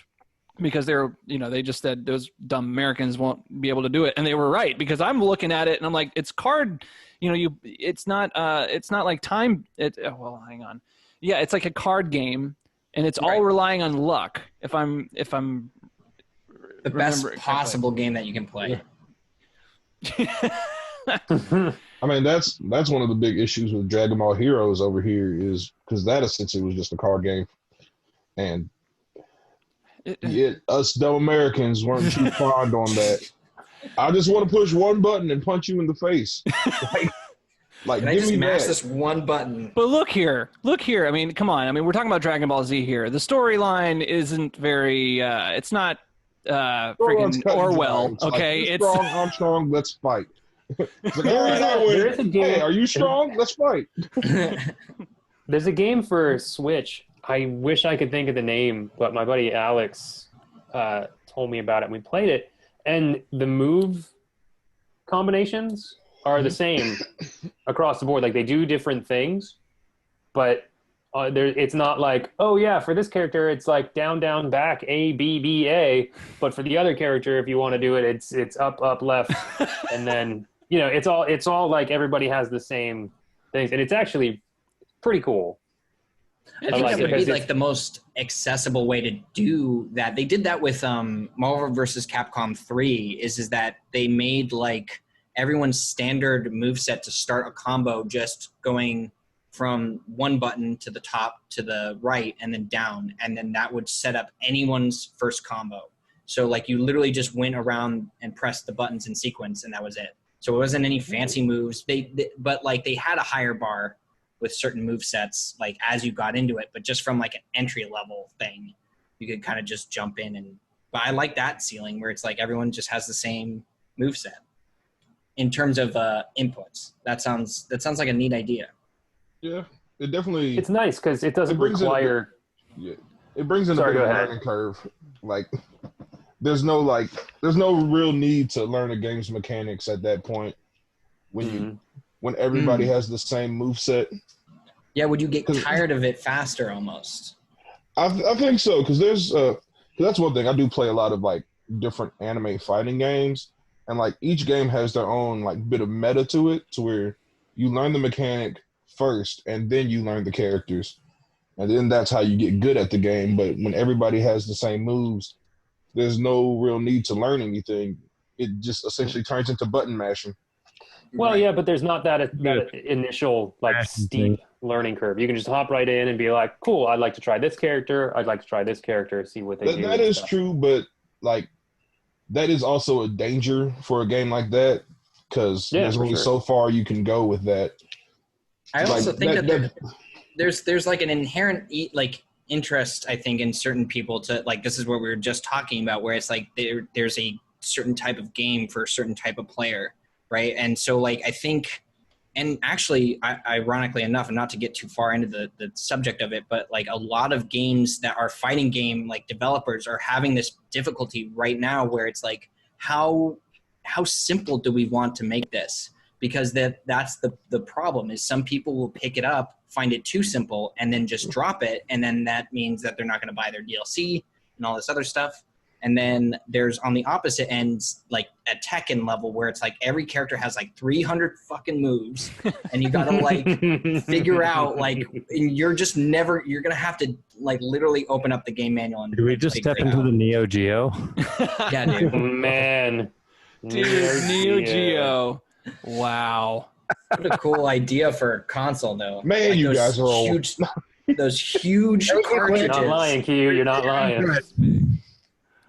I would be so down. Dude, that's a console that needs a regeneration or a remake or whatever. That was the fighting console. That was the whole thing. Was like, if you want to kick the shit out of somebody, buy a Neo Geo. Yeah. I can't tell you what gets me. Fight pads now, though. That's beautiful, though. I love it. Yeah, the fight pads are definitely a plus. I for some reason I have like this want for like large cartridges, and I think I saw like an arcade, like essentially like what a cartridge would be to like play like X-Men versus Street Fighter on like a cabinet or whatever, and I was just like, I want like 10 of those. I don't know why, but that's the same feeling I get from looking at like Neo Geo cartridges. It's just like the look of them is like something I miss. I hate discs, and like they just don't look. I get like the casing and stuff like that, but there's something, I don't know what it is, very appealing about like that kind of presentation, I guess. Bring back the floppy, bro. Yeah, it's just everything's Yeah, 3D man. now. That's Bring all the it is. 1/8 inch too, not like the 1/4 inch. Those big Yeah. old Oregon Trail floppies. They would actually flop. Yeah. What was that Sure. DVD before the DVD? It's a 5 1/4 is what that is. Yes. What were those massive Oh. DVDs? Oh, Laserdisc? Laserdisc. Laserdisc. Laser discs. Yeah, thank you. The worst Zelda game ever produced. Oh man, the My cartoon. God, if you don't know, go look it up now. Oh. Yeah. Oh man, The CDI Zelda. that'll be the one. Yep. Did you guys actually play that just as like a show of hands, or is that a? No. I've only heard about it. Only in legend. I think I A kid that I babysat had one. You can't make this up. This is real life. Dude, that was a crazy time when before Sony was made. Like it was Philips Philips Sony- CDI. Yeah. it was Philips CDI. And that was the weird time where Nintendo and Philips were talking, and then Philips said, "You know what? Fuck Nintendo. We're gonna make our own. That we're was gonna make our own thing." got very out of control. It was a very silly thing that happened there. For sure. they Man, go watch a playthrough of that on YouTube one day. It's worth it. it took Yeah, them I read it, until but- like Seems like I got my last. homework now. Cool. Uh-huh. It's a bad thing. I think it took Nintendo like maybe till like 3 years ago to start being like, okay, well maybe we can let some people use some of our characters again. Like they had Raving Rabbids and that came out of nowhere. It's like, we thought you guys just stopped doing this, but like after that Zelda like debacle, it was like never again. Yeah. We're not letting anybody touch this. Yeah, that was. It was not just Zelda too. It was Mario too. They had a couple Mario games. I think. Oh, it was Mario. The Hotel Mario. Hotel Mario. That's what it was. Yeah. And, Also awful. yeah. Apparently, do you not even jump on things? You actually just go through Run through doors. Yeah. I hear the game is actually like relatively fun, but it's not like a Mario game. So I remember this. Oh my goodness, the cutscenes were so bad. Oh, they're amazing. no, They're those are amazing. like master works of like, what are you doing? They're the room level of bad. They're so bad it's good. Yes. Yes. Yeah. The Legend of Zelda So bad produced by it's Tommy genius. Wiseau. You're tearing me apart, Link. I'm here. Yeah. Oh, Oh man, All right, gentlemen, we have talked for like it's been a minute. almost 2 hours. I think 2 hours and a half. So you at the need a very least retake of 10 this? seconds. What? Yeah, we'll go take a 5-minute break, get some water. We'll come back and do take 2. Come That's back. Get your coronavirus vaccine, and then Perfect. we'll come back to it. Let me grab that direct-to-Q card. Cut. All right, let's go. All right, that's lunch, everyone. Stigma. Oh, but Hit the gentlemen, stand-ins. Stigma, I think, is what this is. We're tying this in. gentlemen, this was a lot of fun. I hope you guys enjoyed it as well.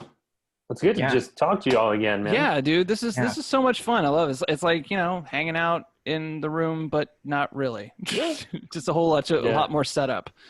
Just me hanging out with my older coworkers, older friends. Yeah. You're hanging out with grandpa and grandma. That's Love going to Grandpa's house. Back in my day, Final Fantasy was turn-based. Nobody remembers It six. only worked half the time. I You love. tell me about that time you went to the soda fountain, huh? We used to play jacks. Laser discs and floppy discs. That's You what it didn't was get to like. see the They game. put wheels on the board. Could you believe it? I used to get games delivered by mail. I sent smoke signals. All right, Grandpa, let's get you to bed. All right, guys. Early today, huh? You can follow Dane Kinser at Stage Right Guitar, Justin at Not Tony Danza, Sleepezi, Sleepezi, and Quentin Malone at Quinny the Pooh. All right. I hope Until next time, guys. Thank you. Thanks again, man. Yeah!